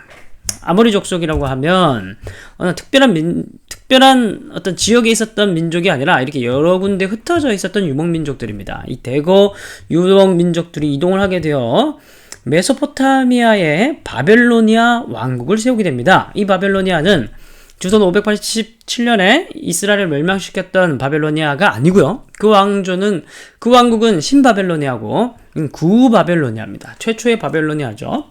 이 바벨로니아를 세웠던 이 아모리 족속 유목민족들 중에 함무라비라는 대왕이 나타나게 되는데요. 우리가 함무라비 잘 알고 있죠. 바로 법전으로 유명한 왕입니다. 이때 구바벨로니아가 전성기를 달리게 됩니다. 그리고 일부 아모리 족속이 또 이집트 지방으로 흘러들어가서 힉소스 왕조를 세우게 됩니다. 이 힉소스 왕조는 당연히 아모리 족속이기 때문에 아시아계입니다. 그러나 본래 이 멤피스를 지배하고 있었던 이 파라오 왕조는 아프리카계 함족속이라고 하죠. 아프리카계 파라오였습니다. 이 함족속의 아프리카계 파라오는 쫓겨서 상부 이집트 테베 쪽으로 이동하게 됩니다. 이것이 바로 출애굽기의 역사적 상황입니다. 자, 이제 이방인이었던 힉소스란 뜻이 이방인이란 뜻입니다. 힉소스 왕조, 셈족들의 왕조, 아시아계의 파라오가 등장하는 그 시기가 바로 제 두 번째 종강기라고 불리우는데요. 이때 단순히 이집트에는 위기긴 하지만 단순한 위기는 또 아니었습니다. 왜냐하면 이 아시아계인들이 전차와 철제 무기를 가지고 밀려들었기 때문인데요. 이 이집트는 이들과 싸우면서 전차와 철제 무기를 받아들이게 됩니다. 그래서 전쟁 무기를 혁신하는 기간이 되죠. 이 이후에 이집트는 굉장한 전투력을 소유한 민족으로 변모하게 됩니다. 자, 그리고 이때 우리가 잘 알고 있는 그 요셉을 받아들였던 왕조가 들어서게 되는데요. 그 힉소스 왕조 중에 15, 16 왕조죠. 15, 16 왕조가 아니고 그게 13, 14 왕조인데 15, 16 왕조는 도망간 왕조입니다. 도망가서 테베를 거점으로 이 고센 땅에 아바리스라는 지역이 있습니다. 이 지역을 거점으로 한 아바리스라는 지역을 거점으로 한 13, 14 왕조와 경쟁을 하게 됩니다. 도망간 왕조는 15, 16 왕조고 그러니까 다시 남쪽과 북쪽의 경쟁 관계가 되는 거예요. 북쪽에는 힉소스 왕조, 남쪽에는 15, 16 본래의 아프리카계 왕조 이렇게 서로 경쟁하게 되는 것입니다. 그리고 이후에 17왕조가 독립전쟁을 크게 벌이게 됩니다. 자, 이 기간을 통해서 세크넨라라는 파라오가 죽게 되고요. 그 이후에 그의 아들이었던 카모세가 17왕조인데 이 카모세 파라오도 죽게 됩니다. 전사하게 됩니다.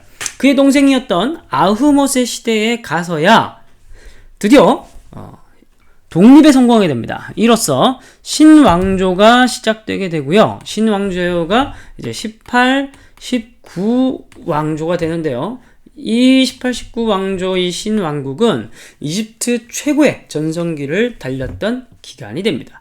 어쨌든 이집트 본래 함족 속의 왕조의 새로운 어떤 구원을 가지고 온 이 아흐모세는 이집트 사람들에게 위대한 구원자라고 불린다고 합니다. 자, 그런 과정 가운데 이후의 일들을 다시 정리해 보겠습니다. 힉소스 왕조가 드디어 추방당하게 되고요. 거기 관련된 벽화입니다. 그리고 다시 함족의 지배를 받게 됩니다. 그래서 이러한 과정을 출애굽기 1장 8절에서는 요셉을 알지 못하는 새 왕이 애굽을 다스리기 시작했다고 얘기를 합니다. 바로 이게 이 아흐모세가 함족들을 추방한 그런 상황을 가리키는 것이죠. 그리고 이렇게 셈족 본래의 힉소스 왕조는 이렇게 도망을 가게 됩니다. 아마 다 죽이진 못했고 함족에 속해 있었던 함족에 속해 있었던 그 힉소스 왕조가 이렇게 다 흩어지게 됩니다. 그러니까 이 사람들이 언제 다시 돌아와서 이 본래의 왕조를 몰아낼지 모르게 되는 거예요. 완전하게 다 죽이지 못했기 때문에. 그래서 이렇게 얘기합니다. 이 백성 이스라엘 자손이 우리보다 많고 강하도다. 전쟁이 일어날 때 여기서 말하는 이 전쟁은 어떤 전쟁일까요? 바로 북쪽으로 도망갔던 힉소스 왕조가 다시 돌아와서 본래 있었던 이스라엘 자손, 바로 이 사람들은 셈족이죠. 아시아계죠. 그리고 도망간 사람들도 힉소스 왕조도 아시아계죠. 그리고 우리는 누굴까요? 이 사람들은 새로 등장하게 된 신왕조, 바로 함족들이죠. 이 대적과 합하여 우리와 싸우고 이 땅에서 나갈까 하노라. 그래서 핍박이 시작되는 겁니다. 이게 이제 벽화 그림인데요. 노예들이 신전이나 건축물들을 세울 때 벽돌을 굽는 그런 과정들과 관련된 벽화입니다. 그리고 이제 이게 이스라엘 백성들의 모습이었던 것입니다. 그래서 잔존한 셈족들, 이스라엘 백성들을 포함한 잔존한 아시아, 미처 빠져나가지 못한 이 소수민족들을 전부 다 노예화시키는 작업들을 하게 됩니다. 그래서 힉소스 왕조가 만들어 놨던 신전들을 다 부수게 되고 다시 함족속을 위한 신전과 궁전을 재건하게 됩니다. 대규모의 건축 사업들이 벌어지게 되는 것이죠. 그때 세워졌던 신전이 바로 그 유명한 아부 신벨 신전입니다. 람세스 2세 때 완공이 되는데요. 람세스 2세는 19왕조입니다. 그러니까 18왕조 때부터 해서 아주 오랜 기간 동안에 지어진 건물입니다. 이집트에 성지 순례가게 되면 꼭 들러야 하는 곳이죠. 자, 그런데 가장 슬픈 사실은 이 모든 일들을 건축했던 사람들이 바로 히브리 노예들이라는 사실입니다. 히브리 노예들. 자, 이런 기간 동안에 고대 군동에 어떤 일이 벌어지고 있었느냐? 바로 히타이트가 발흥을 하게 됩니다. 히타이트는 1700년경 철제 무기를 받아들이게 되고, 이러한 철기 문명을 통해서 철제로 무장한 전차병을 만들어내게 됩니다. 무기혁명을 일으키게 된 것이죠. 그래서 히타이트는 이러한 선진 무기를 바탕으로 해서 바벨로니아를 쳐들어가고, 함무라비 이후에 약화된 바벨로니아를 거의 전멸에 가깝도록 몰아붙이게 됩니다. 그러나 히타이트 본국 수도 하투샤에서 내란이 발생하게 되고, 이로 인해서 본국으로 다시 회군하게 되면서 바벨로니아는 구사일생하게 됩니다. 이 사이에 위치한 나라가 미탄니라는 곳인데, 미탄니도 15세기경에 발흥을 했고 무기혁명을 일으키게 됩니다. 그러니까 출애굽 당시의 고대 군동의 상황은 바로 히타이트와 미탄니, 바벨로니아, 그리고 이집트라는 4개의 사강구도로 재편이 되어 있었던 상황이었습니다. 자, 이제 다시 18왕조 이야기로 돌아가서 살펴보도록 하겠습니다. 자, 이스라엘 백성들이 가장 힘들었던 시기, 가장 핍박이 극심했던 시기는 투트모스 1세와 투트모스 3세라고 얘기할 수가 있습니다. 투트모스 1세는 이집트 헤롯이라고 불립니다. 출애굽기 1장 15, 16절에 아들이거든 죽이고 딸이거든 살려두라. 바로 유아학살, 인종청소를 시도했던 파라오에 대한 이야기가 기록되어 있는데, 그게 바로 투트모스 1세입니다. 그러니까 앞에 출애굽기 1장 1절부터 해서 16절까지 여러 이야기가 있는데, 이 이야기가 전부 다 한 파라오에 대한 이야기가 아니라 여러 명의 파라오에 대한 이야기가 지금 압축적으로 1장에 기록되어 있다는 사실을 우리가 알 수가 있습니다. 이것은 역사의 흐름을 알아야지만이 이러한 요약적인 이야기, 어떤 맥락들을 알 수가 있는 것이죠. 그리고 투트모스 2세는 병약해서 일찍 죽었고요. 그가 죽고 난 이후에 9살에 투트모스 3세가 왕위에 오르게 되기 때문에 섭정왕이 필요했습니다. 그것을 그의 계모였던 핫셉수트 공주가 담당하게 되고요. 이 신전이 핫셉수트 신전입니다. 그리고 이게 그녀의 미라입니다. 그리고 난 이후에 9세 왕위에 올랐던 투트모스 3세가 시간이 많이 지나고 난 이후에 30살 조금 넘었을 때 왕이 되고 파라오가 되고, 그때까지 살아있었던 자기 계모 핫세수트와 큰 갈등을 벌이게 됩니다. 그래서 이러한 역사적 이야기 때문에 학자들은 이 핫세수트의 양자가 바로 모세가 아닐까 그렇게 생각합니다. 그래서 학자들이 생각하기를 모세가 바로 투트모스 3세와 경쟁 관계가 아니었을까, 그래서 모세가 도망치지 않았을까, 그렇게 주장하는 학자들도 많이 있습니다. 그런데 투트모스 3세는 이집트의 나폴레옹이라고 불리우는 사람입니다. 그래서 많은 정복 활동들을 벌였고요. 이 지도는 팔레스타인 지도인데, 대부분의 팔레스타인의 가나안 땅에 위치하고 있었던 도시 국가들을 점령해서 속국으로 삼았습니다.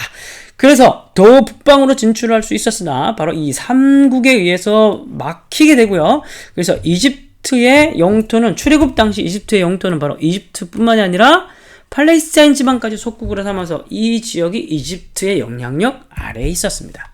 자, 아멘호테 2세 즉위 이후에 히브리 노예들의 탄식이, 고통이 더 깊어져 갔고요. 그래서 성경에서는 그들이 탄식하며 하나님께 부르짖었다, 그렇게 출애굽기 2장 23절에서 이야기를 합니다.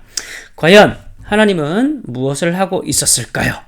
성경에서는 명확하게 하나님이 어떤 일을 구체적으로 했다라고 얘기하진 않지만, 거대한 이야기 흐름 속에 분명한 하나님의 일하심을 간접적으로 표현하고 있습니다. 그것은 바로 반전이었습니다. 파라오의 딸이 히브리 사람의 아이, 바로 그들의 히브리 노예들의 구원자가 되는 모세를 기르는 반전의 이야기를 언급하고 있습니다. 그리고 뿐만이 아니라 사도행전 7장 22절에 스데반 집사님의 말씀에 의하면, 바로의 딸이 그를 데려 기르다가 자기 아들로 길렀기 때문에 모세는 애굽 사람의 모든 지혜를 배웠다고 합니다. 이후에 이스라엘 백성들은 국가로 발돋움하게 되는데, 국가가 그냥 되나요? 국가를 위해서는 많은 어떤 하부 구조들을 세울 수 있는 특별한 지혜와 능력들이 필요합니다. 그것을 모세가 바로의 딸에 의해서 가지게 되었다는 놀라운 사실을 성경에서는 담담하게 기록하고 있습니다. 그러나 모세에게도 우여곡절이 있었고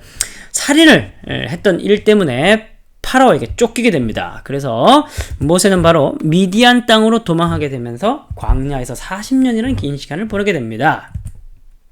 그래서 모세는 40년 동안 이제 모든 사명을 잊은 채 목가적 풍경을 즐기면서 양을 치고 있었는데 그 시간 가운데 성경 말씀에서는 이렇게 언급합니다. 그 고된 노동으로 말미암아 부르짖는 소리가 하나님께 상달되고 하나님이 들으시고 언약을 기억하시고 돌보셨고 기억하셨다라고 얘기를 합니다. 하나님께서 잊지 않으셨다는 거죠. 그래서 하나님께서 어떻게 하셨습니까? 성경에서 반복되는 중요한 패턴, 바로 인간의 바로 심판에 대한 이야기와 동시에 나오는 구원의 이야기, 바로 한 사람을 불러내심을 통해서 새로운 일을 행하시는 하나님의 구원 이야기가 출애굽기 이스라엘 백성들의 고통의 이야기 가운데에서도 동일하게 나옵니다. 6번째 시간입니다. 하나님께서 이집트에 행하셨던 10가지 재앙에 관해서 살펴보도록 하겠습니다. 성경 본문의 배경은 출애굽기 7장에서 15장까지입니다. 그리스의 역사학자 헤로도토스는 이집트를 방문하고 이렇게 얘기를 했습니다. 이집트는 나일강의 선물이다. 나일강의 결과물로서 이집트라는 국가가 세워졌다는 말이죠. 그도 그럴 것이 이집트를 오늘날 그리고 고대 이집트의 그 번영을 결정지었던 것이 바로 나일강이었습니다. 나일강은 60km 길이로 펼쳐져 있었고요. 세계 2위의 강의 길입니다. 그리고 5, 6월에 일정한 범람을 했었습니다. 메소포타미아의 유프라데스 강과 티그리스 강이 불규칙적으로 범람했던 것과는 달리 나일강은 5월이 되면 빅토리아 호수에서 수면이 올라가게 되고 물들이 이렇게 아래로 쫙 펼쳐지게 됩니다. 그러면서 이 주변이 다 풍요로운 비옥 같은 토지로 바뀌게 되죠. 그리고 마지막으로 지중해 바다로 흘러가게 됩니다. 그래서 1년에 산모자까지 가능하고요. 이집트의 번영을 책임지는 가장 근본적인 토대를 제공하고 있었던 것이 나일강이었습니다. 그래서 나일강은 정치, 경제, 종교, 문화의 하부 구조를 결정하고 있었고 풍요의 근원이었습니다. 이러한 신비로운 나일강의 모습에 사람들은 신화적이고 종교적인 상상력을 발휘할 수 있었고요. 그리고 이 나일강의 범람을 하피라는 신, 하피는 개 이름이 아닙니다. 하피라는 이집트의 나일강을 주장하는 신이 이 범람들을 일으킨다고 생각을 했었습니다. 그래서 숭배의 대상이 되었던 것이죠. 그리고 나일강의 범람을 어떻게 경제적으로 잘 이용하느냐, 그것이 바로 파라오의 권위, 바로 이집트 백성들의 민심을 좌우할 수 있는 중요한 포인트였습니다. 그래서 아마 요셉의 인기를 얻을 수 있었던 것은 나일강과 관련이 있었을 것이라고 생각해 볼 수가 있습니다. 자, 다시 모세의 이야기로 돌아가 보도록 하겠습니다. 이제 하나님께서 이집트를 탈출했던, 이집트에서 미디안을 망명을 떠났던 모세를 다시 부르십니다. 그런데 모세는 가기 싫어하죠. 이러한 망명과 귀환의 모티프가 신후의 이야기라는 12왕조 때 유명한 이집트 문학인데, 신후의 이야기라는 책으로도 지금 나와 있습니다. 신후의 이야기라는 당시 유명했던 이야기와 좀 패턴이 유사한 면이 있습니다. 그러나 신후에는 정치 권력에 밀려서 망명을 떠났지만 너무 이집트로 돌아오고 싶어 했던 사람입니다. 그래서 돌아와서 성공했는데요. 그런데 모세는 그와는 반대로 이집트로 너무 돌아가기 싫어하는 모습을 보입니다. 이런 컨셉 자체가 이미 반이집트적인 어떤 모세의 모습을 가리키고 있고요. 그럼에도 불구하고 하나님께서 이스라엘 백성들을 사랑하시고 그들의 고통을 들으시고 기억하시고 돌보셨기 때문에 하나님께서 구원자인 모세를 통해서 이 모든 출애굽 사건들을 주장하신다는 것을 알 수가 있습니다. 자, 그래서 이제 하나님께서 모세를 통해서 이제 드디어 이집트에 10가지 재앙을 내리기 시작하시는데요. 여기는 일정한 패턴이 있다는 것을 염두에 두시면서 보았으면 좋겠습니다. 첫 번째 재앙은 나일강이 피로 변했던 피의 재앙이죠. 생명의 강이 죽음의 강으로 변하는 이야기입니다. 그렇다면 강이 피로 변하면 어떤 일이 발생하겠습니까? 강 안에 살고 있는 생명체들이 죽겠죠. 물고기들이 죽고 개구리들이 강을 떠나서 강 밖에서 떼죽음을 당합니다. 그러면 이들의 천적이 사라지게 되는 거죠. 개구리 잡아먹던 이제 파리나 이런 것들이 이제 번식을 하기 시작합니다. 그래서 해충이 번식하기 시작하고요.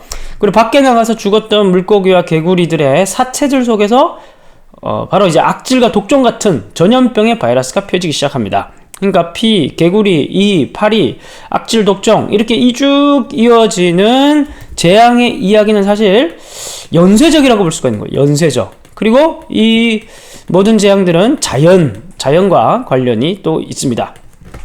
그러나 뭐 이런 것들은 그냥 우리가 자연적이고 생물학적으로 볼 수 있는 이야기고요. 신학적인 차원에서 신구약 성경에서 바다는 괴물이 살고 있는, 하나님을 대적하는 어떤 세력이 살고 있는 곳이라는 상징으로 또 여겨졌습니다. 그래서 바다에서 짐승이 나오는 거예요. 그리고 또 이 바다는 또 한편으로는 하나님께서 주장하시는 그런 생명을 상징하는 모티프로도 사용이 됩니다. 그런데 그 하나님께서 반대로 그 하나님께서 주셨던 그 생명이신 선물인 강, 바다 이런 것들이 그것을 통해서 이 사람들이 풍요를 누리지만 나중에 하나님께 우상 숭배하고 말을 제대로 불순종하고 제대로 듣지 않으면 오히려 이 바다가, 강이 그들에게 심판의 도구가 되는 것이죠. 그래서 계시록 16장에도 바다에 하나님의 진노를 쏟아서 모든 생물이 죽고 강의 물의 근원이 마르는 이야기가 나옵니다.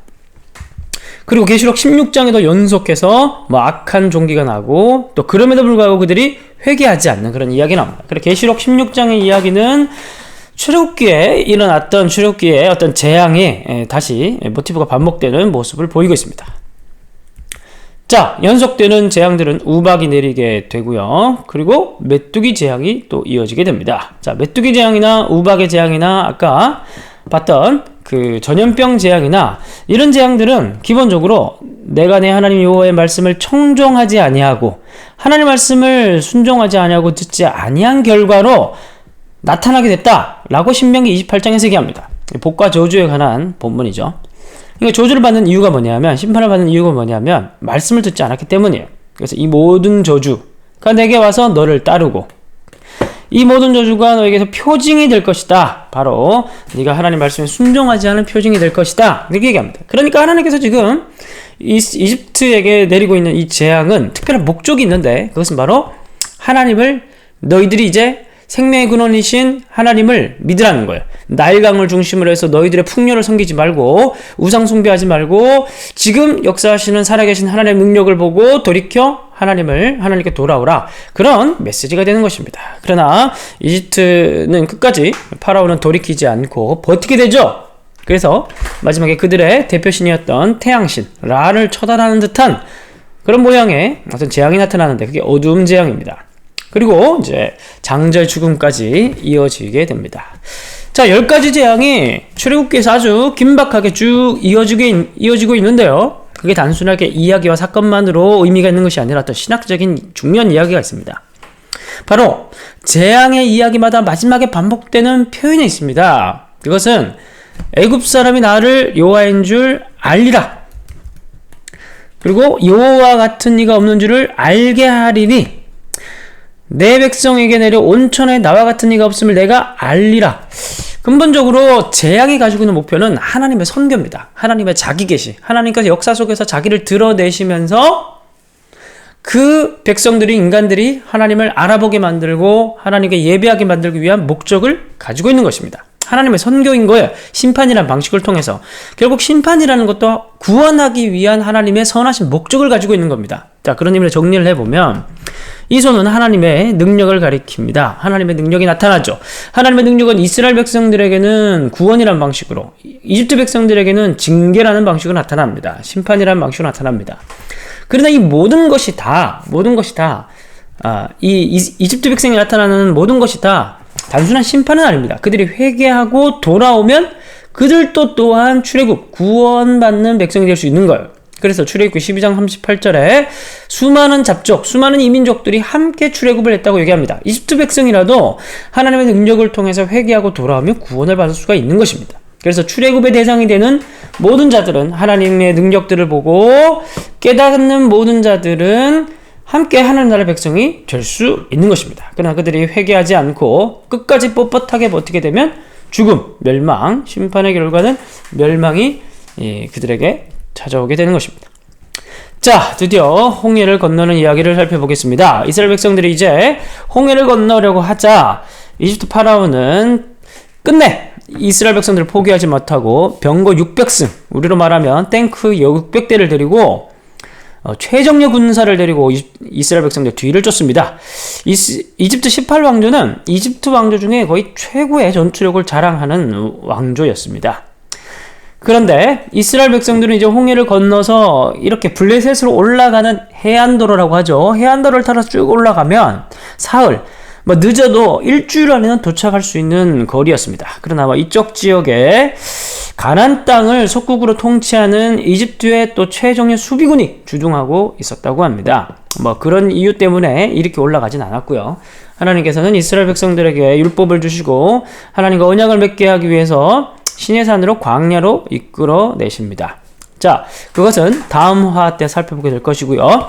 이스라엘 백성들은 이제 홍해를 건너는데 그러면 어떤 길로 갔을까요? 이쪽 길로 갔을까요? 아니면 여기를 갔을까요? 아니면 이쪽 바다를 건넜을까요? 한때는 이쪽 바다를 건넜다 라고 주장하는 사람도 있었습니다. 그런데 그렇게 보기에는 이 바다가 너무 넓습니다. 물론 하나님께서 하시면 못할 일이 없으시겠지만 상식적으로 생각했을 때 이렇게 쭉 이 수에즈 운하가 이렇게 쭉 올라가고 있습니다. 바로 아마 이 즈음에 이스라엘 백성들이 어느 바다 중에 올라가지 않았을까? 이런 데로도 갈 수가 있겠죠. 자, 어쨌든 중요한 것은 무엇이냐 하면 홍해가 갈라지는 어떤 그런 사건이 한 번에 일어났던 것은 아닌 것으로 보입니다. 성경 말씀에 보면 동풍이 밤새도록 바닷물을 물러가게 했다고 합니다. 동풍이라면 이제 이쪽이 동풍이죠. 이쪽이 동풍, 이쪽에서 바람이 불어온 것입니다. 그래서 하나님께서 바닷물을 밤새 물러가게 한 거예요. 자, 그래서 이제 이스라엘 백성들이 이렇게 출애굽에 성공하게 되고 그를 따르던 이집트의 대규모의 군사들은 홍해바다에 수장되게 됩니다. 유명한 이야기죠. 자, 출애굽의 결과로 어떤 일이 발생했을까요? 이집트는 전차 600대를 비롯한 최정예 군사들을 잃게 되었습니다. 그래서 제국주의 야망이 홍해바다에서 수장되게 되었고요. 하나님께서 교만한 제국의 목을 꺾으신 사건이죠. 그리고 이러한 하나님의 능력에 대한 소문은 고대군동 지방에 널리 퍼지게 됩니다. 그래서 이스라엘 백성들이 가나안 땅에 들어가려고 할 때 기생 라합이 여호와께서 너희 앞에 홍해물을 마르게 하신 일과 이런 일들을 보고 우리가 마음이 녹았다, 정신을 잃었다. 너희의 하나님 여호와는 하늘에서도 아르는 땅에서도 하나님이시다. 이렇게 신앙 고백하는 장면이 나옵니다. 그러니까 하나님께서 행하신 일을 하나님께서 소문을 퍼뜨리신 거죠. 이스라엘 백성들이 전도를 한 게 아니라. 자, 그리고 이스라엘 백성들에게 가장 중요한 것은 무엇이냐면 바로 이 출애굽 사건, 나는 너희를 애굽 땅에서 인도하여 낸 여호와 하나님이다. 이 사건을 통해서 하나님과 이스라엘 백성의 특별한 관계가 됩니다. 그게 바로 너는 내 백성이 되는 것이에요.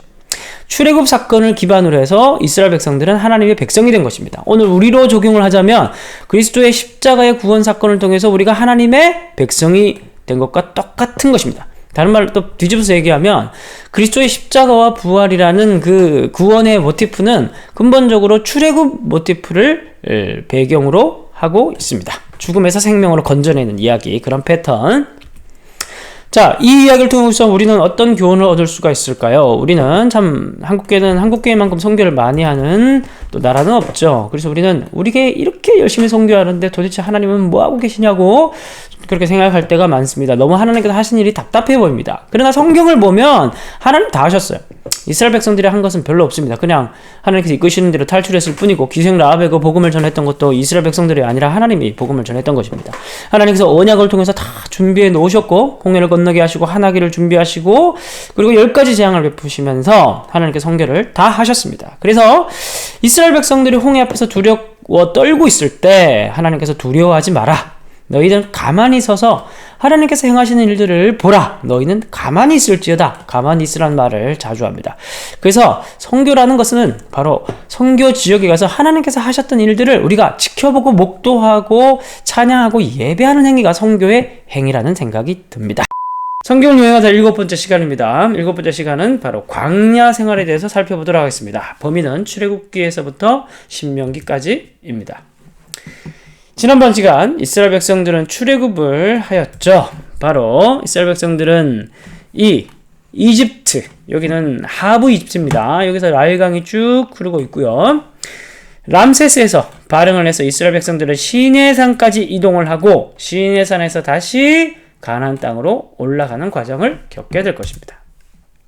자, 여러분들 지도에 좀 익숙해지는 게 좋을 것 같습니다. 이 왼쪽 지역은 이집트, 중간 지역은 바로 시내산이 있는 시나이 반도이고, 이 위쪽 지역은 팔레스타인입니다. 가나안 땅입니다. 자, 이스라엘 백성들이 여기서 발응을 해서 해변도로를 타고 올라가면 일주일 안에 갈 수가 있습니다. 그리고 여기는 상인들의 도로죠. 모압, 에돔, 암몬 지역을 통과하는 바로 왕의 도로라고 불리는 도로입니다. 나중에 이스라엘 백성들의 이동 가운데 이 도로도 나오게 될 것입니다. 그리고 시나이 반도에는 바란 광야와 신광야, 이렇게 크고 작은 사막들이 있었습니다. 그리고 여기 배치되어 있는 나라들이었고요. 이스라엘 백성들은 이러한 지리적 환경을 앞으로 거쳐야 했습니다. 1446년 람세스에서 이스라엘 백성들은 발행을 했고요. 그리고 홍해 바다를 건너게 됩니다. 이쪽 지역에서 이집트 백성들은 수장을 당하게 되었고요. 이스라엘 백성들은 바로 가나안 땅으로 가지 못하고 시내산을 향해서 하나님의 인도함을 받아 불기둥과 구름기둥의 인도함을 받아 이동을 하게 됩니다. 먼저 광야는 물이 나지 않는 곳이기 때문에 목이 마르는 중에 쓴물도 먹게 되고요. 쓴물의 맛도 보게 되고요. 단물의 맛도 보게 됩니다. 그리고 쭉 이동해 가는 중에 아말렉, 이 약탈족들이죠. 아말렉이 많은 사람들이 탈출했다는 얘기를 듣고 뒤통수를 칩니다. 내려와서 노략질을 하려고 합니다. 이때 아말렉과의 전투가 벌어지게 되고 이스라엘 백성들은 승리를 경험하게 됩니다. 드디어 2개월간의 이동을 거칩니다. 람세스에서 발응해서 시내산까지 이동하는 시간이 2개월 걸렸다고 합니다. 그리고 이 시나이 반도 제일 최남단에 위치한 시내산에서 이스라엘 백성들은 1년간 정착을 하면서 하나님으로부터 율법을 받고 성막을 짓는 일들을 진행하게 됩니다. 자, 이 이야기들이 출애굽기 19장부터 쭉 이어집니다. 이게 레위기, 민수기 시작까지 이 시내산에서 있었던 일들이 기록되어 있습니다. 굉장히 많은 기간이죠. 굉장히 많은 분량이죠. 이것이 뒤에 이제 배경 그림이 이제 시내산으로 추정되는 그런 그림입니다. 이 시내산 추정되는 그 지역에 성 카트린 수도원도 있고요. 오른쪽 그림은 접니다. 제가 시내산을 보고 왔다는 증거 사진입니다. 자, 출애굽기 19장부터 해서 출애굽기, 레위기 쭉 이어지는 그 이야기는 근본적으로 그 시대 당시에 봉신조약의 구조를 같이 하고 있습니다. 봉신조약이란 강대국 그리고 약소국이 있습니다. 강대국은 약소국을 보호하는 은혜를 베풀고 약소국은 강대국에게 조공이나 군사를 내어주는 그런 의무를 다하게 됩니다. 이런 것과 관련된 조약들을 맺는 게 바로 그때 당시 봉신조약이라고 합니다. 이 봉신조약에 관련된 조약서들은 고대 문서에도 굉장히 많이 남아있습니다. 그래서 재밌는 사실은 바로 이러한 출애굽기 이후부터 나타나는 이 특징들 속에 봉신조약의 어떤 구조들이 똑같이 거의 비슷하게 서로 연결되어 있다는 것입니다. 그리고 내가 너희를 불렀다. 내가 너희를 은혜를 베풀어줬다. 그래서 은혜의 역사 서로 내가 이런 방법으로 내가 너희들에게 은혜를 베풀어줬다. 그래서 너희들은 이런 것들을 지켜야 된다. 중심 조항들. 너희들이 만약 이런 것들을 지키지 않으면 너희들이 앞으로 죽임을 당할 것이고, 그리고 이 이야기들이 다 끝나고 나니 이것들에 대한 사본을 만들고 공적으로 낭독하고 증인을 불러서 마지막 조약 체결식을 끝냅니다. 이런 것과 굉장히 유사합니다. 하나님께서도 먼저 그들에게 소원을 말씀하십니다. 내가 너희를 출애굽시킨 야훼 하나님이다. 내가 너희들을 어떻게 인도했니? 그리고 너희들은 이제 나와 나의 백성이 되었기 때문에 너희들은 나의 말을 들어야 된다. 그러면서 하나님께서 제안하시는 게 바로 복과 저주에 관한 규약. 이 앞에는 율법이 있죠. 율법을 주시면서 너희들이 이것을 잘 지키면 복을 받고 잘 못 지키면 저주를 받게 될 것이다. 그렇게 이제 말씀하시면서 율법을 주십니다. 그리고 친히 이것을 돌판으로 만들죠. 돌판이 이제 사본 만드는 과정입니다. 그리고 너희들은 이것을 잘 행해야 할 것이다. 공적으로 낭독하고 증인을 부르는데 하나님보다 더 큰 분이 없죠. 그래서 하늘과 땅을 불러서 증인을 삼습니다. 여기서 핵심은 뭐라고요? 바로 율법입니다. 율법을 주시고 이것을 지키면 복을 받고 지키지 못하면 저주를 받는다. 이것이 바로 이스라엘 백성들 가나안 땅에 들어가고 난 이후에 그들의 삶을 평가하는 기준이 될 것입니다. 자, 출애굽기 19장부터 쭉 뭐 그런 이야기가 있습니다. 출애굽 19장에 그런 서원의 이야기가 나오고, 그리고 이스라엘 백성들이 지켜야 할 율법에 대한 이야기가 쭉 나오고 그 이야기가 진행되다가, 그런데 재미있는 사실은 이스라엘 이 사이에 이 금송아지 숭배 사건이 있습니다. 32장에 그 이스라엘 백성들이 율법을 받아도 이걸 지킬 힘이 있다 없다? 별로 없는 거예요. 그래서 이제 이스라엘 백성들이 죄를 지을 가능성들이, 그래서 하나님과의 관계가 깨어질 가능성들이 이미 잠재적으로 있다는 것을 32장에서 보여주고 있죠. 그리고 그래서 하나님 편에서 이스라엘 백성들이 죄를 짓더라도 관계를 회복시킬 수 있는 방편을 주는데, 만들어 주시는데, 그게 바로 성막입니다. 다른 말로 이게 성전이 되죠. 그리고 이게 제사입니다. 제사법. 이스라엘의 제사법. 그래서 고대 사회에서는 이러한 제사가, 희생 제사가 어느 종교에나 다 있었습니다. 그런데 이스라엘 백성들과 똑같이 하나님께서도 제사법을 규정하시죠. 그런데 이 목적이 달랐습니다. 왜 이스라엘 백성들에게 하나님께서 제사를 주냐? 그때 당시 있었던 문화를 가지고 하나님께서 그들에게 어떤 식으로 적용했나? 어떤 필요를 가지고 적용시켰냐? 그것은 바로 하나님과 이스라엘 백성들과의 죄 문제를 해결하고 관계를 하나님 편에서 회복시키기 위한 은혜의 방편으로, 사랑의 방편으로 만들어주신, 제정하신 제도라는 것입니다.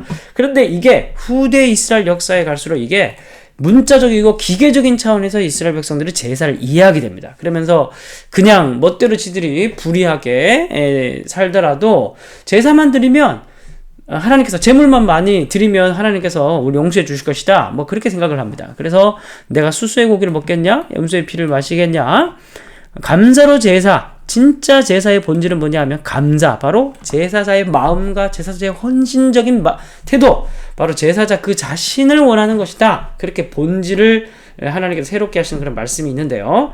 어쨌든 제사라는 형식 자체는 근본적으로 하나님께서 이스라엘 백성들에게 베푸신 선물이라고 볼 수 있습니다. 율법도 마찬가지죠. 율법도 이스라엘 백성들에게 주신 선물입니다. 자, 이제 이스라엘 백성들이 출발을 합니다. 바로 이러한 구조로 행진을 하게 되고요. 이제 약속의 땅으로 이제 이스라엘 백성들이 가게 됩니다. 그러나 시작부터 별로 좋지 않습니다. 바로 악한 말로 원망하고 욕심을 부리다가 많은 사람들이 죽고, 그리고 우여곡절 끝에 가데스 바네아에 멈춰서 12명의 정탐꾼을 파송하지만 그들이 돌아와서 뭐라고 헛소리를 합니까? 그 백성을 치지 못할 것이다. 그들은 우리보다 강하다. 우리는 스스로 보기에도 메뚜기 같다. 그러면서 온 회중이 밤새 부르짖으면서 통곡을 하게 됩니다. 정말 많이 맞아야 되는 애들이죠. 그래서 하나님께서 화가 나셔서 그들에게 하신 말씀이 너희 반역한 죄라고 얘기합니다. 그들이 했던 지금 죄는 단순한 두려움과 공포 때문에 그렇게 이해할 만한 그런 상황이 아니라 불신앙이에요, 불신앙. 왜냐하면 얼마 전에 이집트 18왕조, 가장 강대국이었던 이집트의 왕조를 하나님께서 홍해바다에 수장시키는 모습을 보여줬는데, 그것을 경험한 세대인데, 이 가나안 땅은 이집트의 속국이에요. 그냥 이집트의 속국일 뿐입니다. 아주 작은, 별로 미약한 그런 도시국가예요. 하나님만 의지하면 충분히 이길 수가 있는데, 하나님 능력을 보여주고 구원까지 하나님께서 베풀어 주신 백성들인데, 이 불신앙으로 반응하는 것은 반역인 겁니다. 구원받기 전의 상태랑 구원받기 후에 요구되는 태도는 완전 다른데, 이들은 아직도 불신자의 모습을 가지고 있는 겁니다. 하나님께서 그들을 40년 동안 광야에서 광야 생활을 할 것이다, 그렇게 명령하십니다. 그것이 바로 그들이 바로 광야 생활을 했던 것이 가데스 바네아에서 빠꾸당해서 바로 이 바란 광야에서 그들은 40년, 한 세대라는 시간을 보내게 됩니다. 출애굽 1세대들이 다 죽고 난 이후에 40년이 지나고 난 이후에 다시 이스라엘 백성들은 바란광야 바흥에서 가데스 바네아로 이동하고, 출애굽 1세대의 지도자였던 모세의 누나였던 미리암이 죽고 형이었던 아론도 죽게 됩니다. 그리고 이 왕의 도로를 타고 이제 모세가 이스라엘 백성들을 이끌고 가나안 땅으로 들어가려고 하는데 누가 방해를 합니까? 바로 에돔 족속이 길목을 차지하고 있었는데 에돔이 방해를 하는 바람에 이스라엘 백성들은 멀리 돌아서 가야 했었습니다. 그냥 출애굽 2세대 광야 세대이기 때문에 큰 불평 없이 큰 문제 없이 모압 광야길을 따라서 힘들지만 멀리 돌아서 올라가게 됩니다. 자, 그리고 올라가서 야스라는 지역에서 아모리 왕 시온을 격파하면서 요단 동편을 점령하게 됩니다. 우리는 보통 오해하기를 요수아가 가나안 정복 전쟁을 다 행했다 그렇게 생각하지만 요단 동편 동쪽은 모세가 다 죽기 전에 정복을 했다는 사실 기억하시기 바랍니다. 자, 이게 바로 가나안 땅의 지도입니다. 지도를 다시 눕혀놓은 건데요. 갈릴리 바다가 흐르고 있죠. 그리고 사해 바다가 있습니다.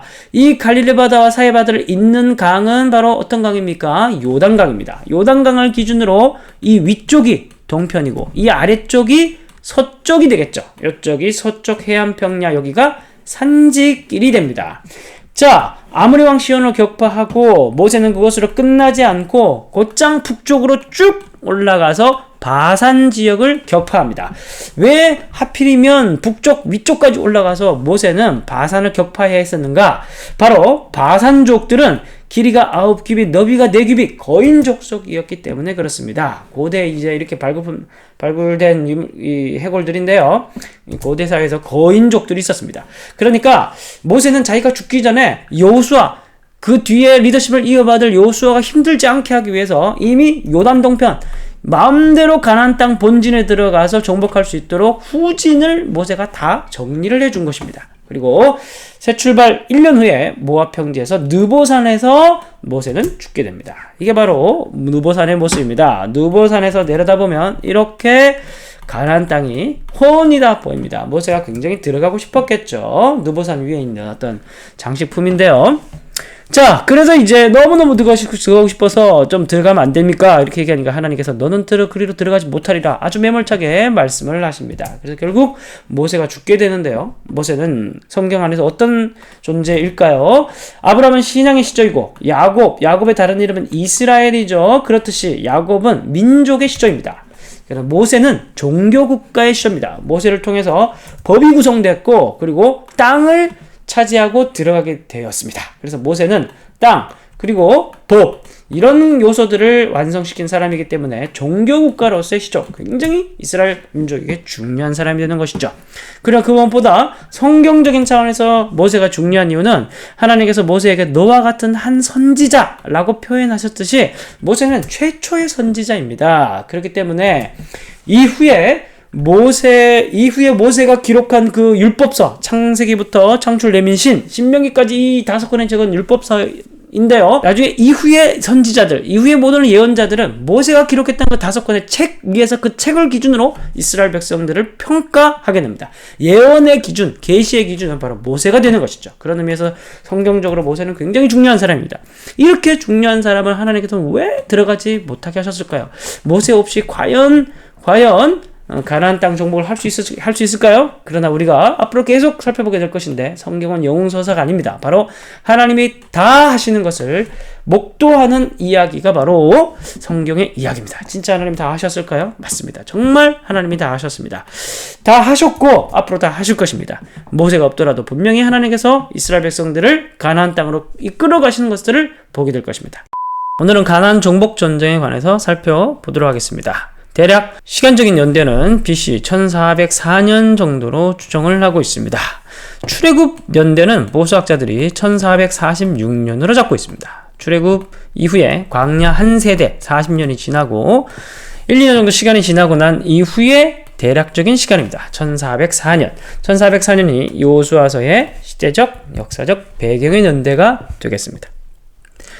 자, 지난번 화에 모세가 요단 동편까지 지배하는 이야기를 살펴봤습니다. 모세는 쭉 오른쪽으로 돌아서 야스 지역을 먼저 격파하였고요.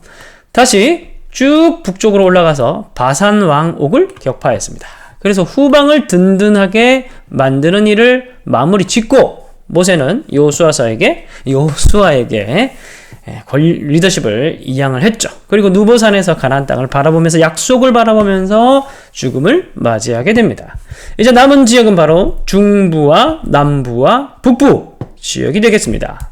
먼저 이스라엘 백성들은 요단강을 건너서 여리고성을 격파하고 난 이후에 중부 지역을 장악하게 되고 남부 지역의 연합군이 쳐들어오자 남부 지역을 격파하게 됩니다. 그리고 북부 지역이 놀라서 하솔 왕 야빈을 중심으로 메론 물가에 대군을 모으게 되자 기습작전을 통해서 북부 지역까지도 격파하게 됩니다. 자, 이러한 흐름의 이야기들이 여호수아서에 기록이 되어 있습니다. 자, 그러나 여호수아서를 읽을 때 우리는 단순한 고대 전쟁사의 이야기로 읽어서는 안 됩니다. 많은 부분들이 여호수아 쓰는 많은 부분들이 이 전쟁이 누구에게 속한 전쟁인가 이러한 부분들을 강조하고 있습니다. 단순한 역사적인 이야기라기보다 오히려 여호수아서는 신앙서적, 종교서적, 신학적인 서적에 가깝다고 볼 수가 있습니다. 그래서 끊임없이 이 전쟁을 둘러싼 맥락 속에서 하나님의 주도권을 강조하고 있습니다. 자, 그런 포인트들이 어떻게 나타나는지 전쟁의 흐름 속에 살펴보도록 하겠습니다. 이스라엘 백성들이 정탐꾼을 파송합니다. 아벨 시딤 지역에서. 또 정탐꾼이 가서 이후 이 가나안 지역 전체를 정탐을 하는데 그때 어떤 일이 있었습니까? 여리고에 살고 있던 기색 라합이 정탐꾼을 보호하게 되는 그런 이야기들이 초반부터 나오게 됩니다. 벌써 이미 전쟁이 다 끝난 거예요, 사실은. 여호수아서 시작하면서부터.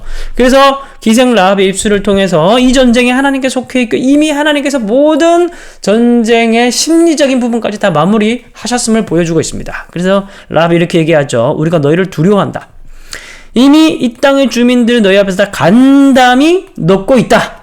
그렇게 얘기를 합니다. 이미 다 전쟁이 하나님으로부터 해서 다 정리가 된 거죠. 그리고 이러한 믿음과 신앙을 바탕으로 하나님께서는 요단강 도하, 이때 당시만 하더라도 요단강이 굉장히 크고 넓었던 것으로 보입니다. 지금은 아주 시냇가처럼 아주 작아졌지만, 그래서 이스라엘 백성들은 사람이 빠져 죽을 수도 있는 요단강을 또 홍해를 건너듯이 믿음으로 법궤를 들고 하나님께서 갈라주시니 건너게 됩니다. 하나님의 구원을 경험하게 된 것이죠.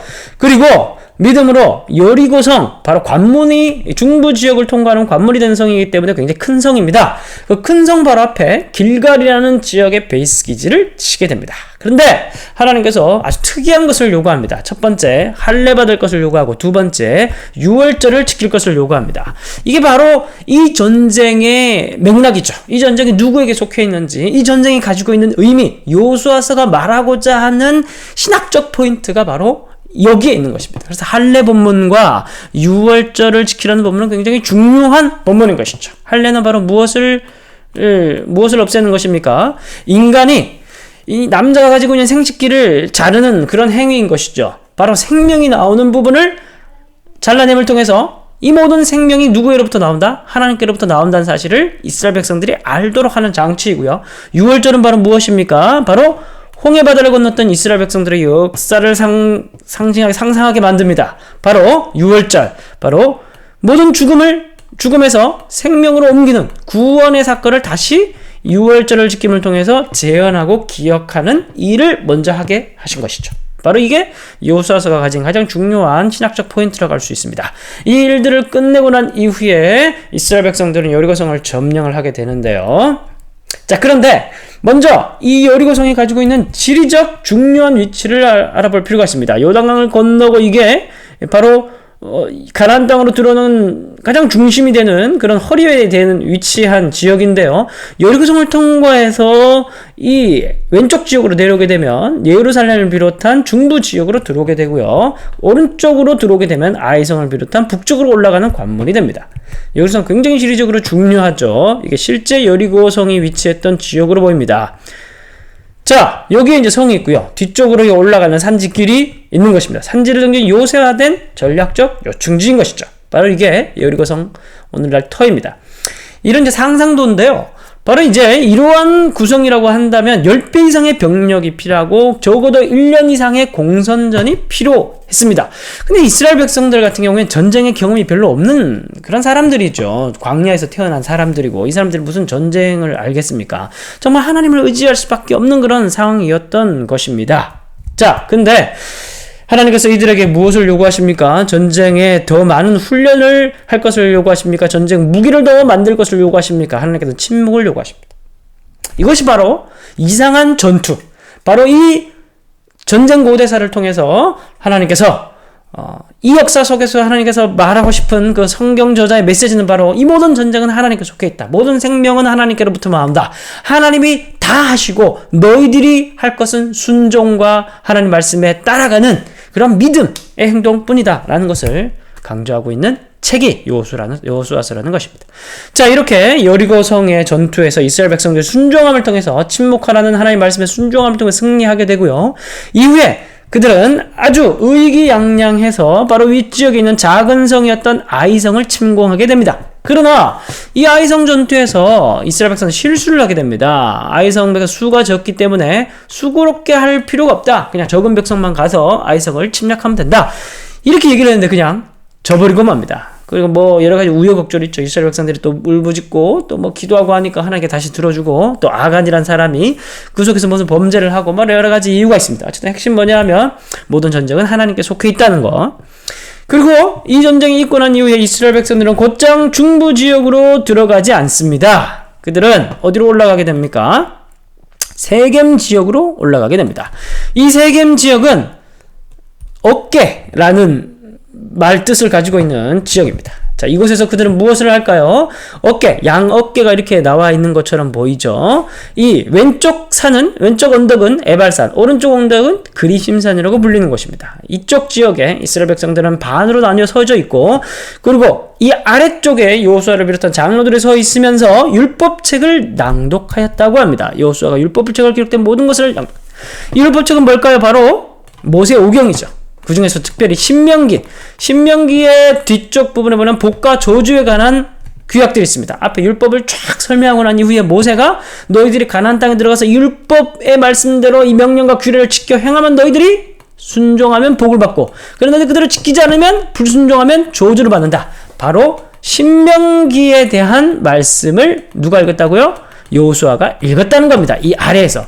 이렇게, 그런데 불순종에 관한 말씀과 저주에 관한 말씀을 하니 이들이 아멘을 하고, 순종에 관한 말씀을 하니 이들이 아멘을 했다는 겁니다. 이건 무엇을 얘기하는 걸까요? 바로 하나님께서 이 약속의 땅, 가나안 땅에 이스라엘 백성들을 살게 하는 조건으로 그들과 맺었던 시내산 언약을 다시 갱신하고 있는 그런 장면에 해당됩니다. 자, 이런 와중에 남부 지역에 있었던 기브온 족속들이 놀라 투항하게 되고, 기브온 족속들의 투항 소식을 들었던 남부 지역의 다른 가나안 족속들의 연합군들이 모이게 됩니다. 그들의 최고의 수장이 바로 예루살렘의 아도니베섹. 이때 뭐 사실 예루살렘이란 지명이 있진 않았어요. 여부수란 지역이었는데 이건 다윗 시대 때 가서야 나오는 지명입니다. 어쨌든 예루살렘 이 지역에 아도니베섹을 왕으로 하여 남부 연합군이 모이게 되고 기드온을 침략하게 됩니다.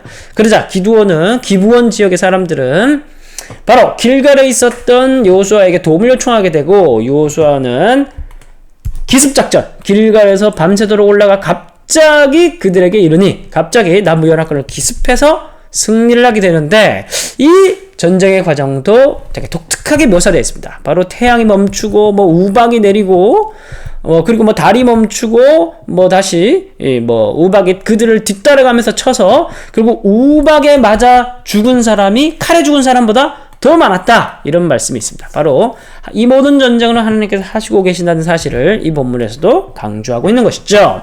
자, 남부 지역까지 격파되었다는 소식을 들은 북부 지역이 몸이 달았습니다.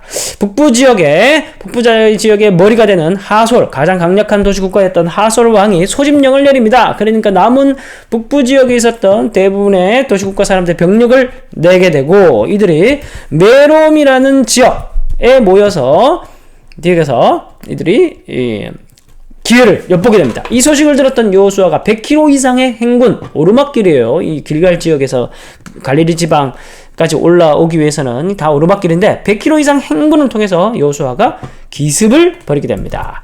여기서도 기록되어 있죠. 메론 물가로 가서 갑자기 습격할 때. 그러니까 하나님께서 다 하시지만, 그러나 또 전략적 지혜가 필요한 것이죠. 이런 것도 하나님께서 다 알려주신 것이겠지만, 이런 전략적 지혜를 통해서 여호수아는 북부 전쟁까지 승리로 이끌게 됩니다.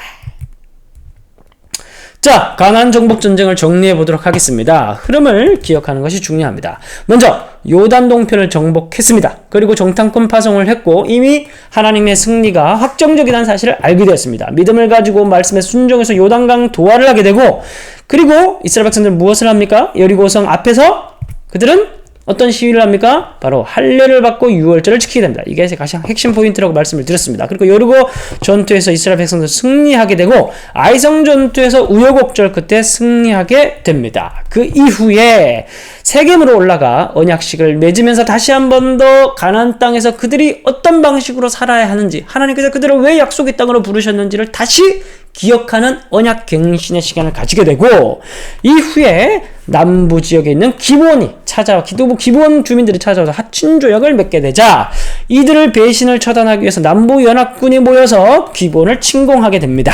그러자 여호수아는 기습작전을 통해서 남부 연합군을 격파하게 되고, 이때 당시 하나님께서 또 함께 해주셔서 우박을 내리고 이런 일을 통해서 아얄론 골짜기에서 이 전투에서 승리하게 됩니다. 이 소식을 들은 북부 지역에 있었던 하솔 왕 야빈이 연합군을 소집하게 되고 이 또한 메론 불가 전투를 통해서 승리하게 됩니다. 자, 이 모든 승리에 대한 이야기가 여호수아서 1장부터 12장까지 기록되어 있고 13장부터 24장까지 후반부의 이야기는 전부 땅 분배 이야기입니다. 거의 절반 되는 이야기가 땅 분배 이야기로 끝이 난다는 것이죠. 우리가 이 본문을 읽으면서 굉장히 시리에 빠지는데요. 왜냐하면 내게 분배될 땅이 하나도 없기 때문이죠. 자, 그러나 우리는 이 본문을 믿음의 눈으로 봐야 됩니다. 먼저 여호수아가 죽기 직전에 땅을 분배하고 죽는 이야기에 관한 본문이거든요. 그런데 여호수아가 이 본문을 분배할 당시 이 현실은 이거예요. 이 빨간 지역밖에 정복을 했다라기보다 영향력을 미치지 못했습니다. 녹색 지역은 손도 못 댔어요. 서부 해안평야 지역은 아직 손도 못 댔습니다. 그런데 여호수아서에 기록된 땅 분배는 전체 지역, 북부 지역부터 비롯한 이 서쪽 지역까지 다 분배를 해버립니다. 무엇에 관한 이야기일까요? 아직 정복도 못한 땅을 왜 분배하는 걸까요? 바로 여기는 중요한 메시지가 있습니다. 바로 첫 번째는 정치적인 메시지가 있어요. 여호수아가 죽고 난 이후에 이 12개의 지파가 땅을 차지해서 내전을 벌일까봐, 그래서 이 땅을 미리 다 평화롭게 분배한 것이죠. 그리고 이들에게 강조하고 있는 메시지가 바로 믿음과 순종만이 이들이 이것을 차지하게 될 것이다 라는 메시지죠. 너희들이 미래의 소망을 얻기 위해서는 바로 현실의 믿음이 있어야 된다. 믿음의 순종만이 너희들이 미래의 소망을 얻을 수가 있다 라는 것을 강조했던 것입니다. 사사시대에 대해서 살펴보도록 하겠습니다. 사사시대는 암흑기라고 불립니다. 그렇다면 왜 암흑기가 찾아오게 되었을까요? 그것은 어떤 특별한 역사적 배경이 있기도 합니다. 바로 청동기에서 철기시대로 이동하는 과도기였습니다. 이 시대로 이동하는 과도기에 해양민족의 이동이라는 큰 고대군동의 역사적 사건이 있었고요. 그런 배경 속에서 블레셋이라는 새로운 강력한 적이 등장하고 이스라엘 백성들은 결국 블레셋의 벽을 넘지 못하고 결국 그들의 속국이 되는 결과로 끝나는 이야기가 사사기입니다. 어쨌든 이스라엘 백성들의 정치적인 어떤 격변, 어떤 역사에서도 왕정 시대로 넘어가기 직전의 시대가 바로 사사시대이기도 하였습니다. 그런 맥락에서 사사기를 이해하면 좋을 것 같습니다. 자, 그렇다면 사사기의 어떤 신학적인 배경은 어떨까요? 사사기를 이해하기 위해서는 우리는 헤렘이라는 단어를 이해할 필요가 있습니다. 헤렘이라는 단어는 어떤 단어일까요? 개역 개정판에서는 진멸이라는 단어로 번역되어 있습니다. 너희는 저 민족을 한 생명체도 남기지 말고 모두 다 죽여서 하나님께 바쳐라. 그런 식의 표현들이 많이 등장할 때 사용되는 단어가 진멸이라는 단어입니다. 그래서 이제 혹자들은 진멸이라는 그런 맥락 속에서 하나님께서는 되게 잔인하신 분이다, 사랑의 하나님이 아니다, 이렇게 주장하기도 합니다. 그러나 사실 이 진멸이라는 단어는 당시 고대 군동의 맥락에서 이해해야 될 부분들이 분명히 있습니다. 하나님께서는 구약시대 이스라엘 백성들에게 심판이라는 것을 행하실 때는 전쟁이라는 방식을 통해서 사용하셨습니다. 그래서 이스라엘 백성들을 들어서 하나님께서는 가나안 백성들을 심판하신 것이죠. 가나안 땅에 죄가 만연해서 너무 극심해서 하나님께서 가나안 땅을 정화시키고 거룩하게 만들기 위해서 이스라엘 백성들을 막대기로 사용하셨죠. 그게 바로 여호수아서의 이야기라고 볼 수 있습니다. 헤렘의 주체가 되었던 거죠, 이스라엘 백성들이. 그런데 이스라엘 백성들이 가나안 땅에 정착하고 난 이후에 가나안화 되어 버렸습니다. 그들은 완전히 정복하지 못하고 오히려 이스라엘 백성들이 동화되고 말았다는 것입니다. 그래서 이제 이스라엘 백성들이 헤렘의 대상이, 이전엔 주체가 되었는데 사사기에서는 헤렘의 대상, 심판의 대상이 되어버린 그런 슬픈 이야기의 신학적 배경을 가지고 있는 게 사사기라고 볼 수 있습니다. 자, 그렇다면 성경에서는 이스라엘의 구체적인 실패 배경, 암흑으로 들어갈 수밖에 없었던 배경을 무엇이라고 언급하고 있을까요? 우선 좀 피상적으로 성경을 보면 단순히 어떤 철병거 때문에 이스라엘 백성들이 그들을 쫓아내지 못하였다라는 것으로 보입니다. 그래서 성경 곳곳에서는 이 가나안 지방에 있었던 사람들이 철기 문명을 가지고 있었다는 것을 간접적으로 많이 언급합니다. 이스라엘 백성들은 다윗 시대에 가서야 철제 무기를 가지게 되거든요. 그러니까 무기적으로 우열이 되게 낮았다는 겁니다. 이스라엘 백성들이. 이 가나안 족속들 중에 하솔 왕 야빈, 북부 지방의 아주 강력한 도시 국가였죠. 이들 같은 경우에는 철병거 900대가 있었다고 합니다. 철제 전차가 900대가 있었다는 거예요. 가장 강력한 군사력을 보유하고 있었다는 겁니다. 그래서 이 청동기 문명을 가지고 있었던, 청동기 무기를 가지고 있었던 이스라엘 백성들이 이기기 힘들었다. 이제 그런 어떤 시의 뉘앙스의 말씀들이 들어 있습니다. 여호수아서 17장 16절에도 철병거가 있었다고 합니다. 여부수 족속들에게 북부, 중부, 남부 쪽에 전부 다 철제 무기를 가지고 있는 민족들이 있었던 것이죠. 그리고 마지막 사사기의 끝판왕이었던 블레셋 민족 같은 경우에는 해양 민족의 이동으로 정착하게 된 민족으로서 모두 다 철제 무기를 완벽하게 사용하고 있었던 사람들이었습니다. 그래서 이 민족을 이기기가 이스라엘 백성들이 굉장히 힘들었던 것이에요. 자, 그래서 이 청동기 문명에서 철제 무기로 이동하는, 철기 시대로 이동하는 큰 과도기가 사사기의 중요한 배경이 되는데요. 바로 이 배경에는 해양민족의 이동이라는 큰 고대사적 사건이 있었습니다. 이 바다가 지중해 바다입니다. 그리고 이 지중해 바다, 큰 바다 속에 이 그리스 지역과 아르메니아 지역 사이에 위치하고 있었던 바다가 에게해입니다. 이 에게해를 중심으로 청동기 문명이 화려하게 꽃피게 되는데, 첫 번째는 미노아 문명이 화려하게 꽃을 피우고, 이후에 약 2000년부터 1400년까지 600년 기간 동안에 아카이아인들이 밀려 내려와서 이동해서 그리스 지역을 차지하게 되고, 이들이 미케네 문명을 세우게 됩니다. 그리고 이들이 이것으로 멈추지 않고 또 남하하여서 크레타 문명을, 미노아 문명을 멸망시키게 되고, 이래서 그 이후로 이제 미케네 문명이 에게 지역을 전체를 주도하게 되는 그런 일들이 벌어지게 됩니다. 이 사건을 통해서 이 트로이 어떤 전쟁도 있게 되고요. 이 사건 때문에 많은 사람들이 흩어서 주변에 고대 군동에 영향을 미치게 됩니다. 그런데 1400년에 있었던 이들의 이동은 큰 영향을 미치지 못했고요. 그 이후에 200년 이후에 BC 1200년경 그들의 동족들이라고 얘기할 수 있는, 같은 혈통이라고 얘기할 수 있는 도리아인들이 또 유럽 쪽이죠. 이 사람들이 남하하기 시작합니다. 근데 이들은 완전히 야만인이라서 닥치는 대로 다 불살라버리고 멸망시켜버립니다. 그래서 이 미케네 문명이 멸망을 하게 되고요. 이러한 혼란기 때문에 흩어져 있던 사람들이 또 아르메니아 지역으로 흡수되어서 히타이트까지 멸망시켜 버리게 됩니다. 그러니까 히타이트를 멸망시킬 정도로 굉장히 강력한 민족들이었다는 겁니다. 도리아인들이. 그리고 이들 중에 또 일부가 리비아 해적들과 함께 만나서 이집트도 침공하게 됩니다. 이때 람세스 3세가 기어이 막게 되지만 이후에 이집트도 혼란기에 들어가게 되고요. 이들 중에 일부가 또 육로를 따라서 이동을 해서 팔레스타인 지역에 정착을 하게 되고, 히타이트를 멸망시켰던 이 도리아인들이 또 해양민족이 또 남하하여서 팔레스타인에 정착을 하게 됩니다. 이들이 바로 블레셋 민족입니다. 해양민족. 1200년경 이동하였던. 자, 이러한 이 철기 문명을 가지고 있었던 도리아인들의 대이동을 통해서 고대 국경 전체에는 큰 혼란기에 들어가게 되고, 그 대신 청동기 시대가 종식되고 철기 시대로 이제 전환이 됩니다. 그리고 이 사이에 전혀 혼란에 영향을 받지 않았던 이 아시리아 같은 경우에는 오히려 수혜국이 되어서 자기 힘을 비축해서 이후에 제국으로 발돋움 받는 중요한 계기가 되기도 합니다. 자, 앞에 시즌 1에는 1400년이었고요.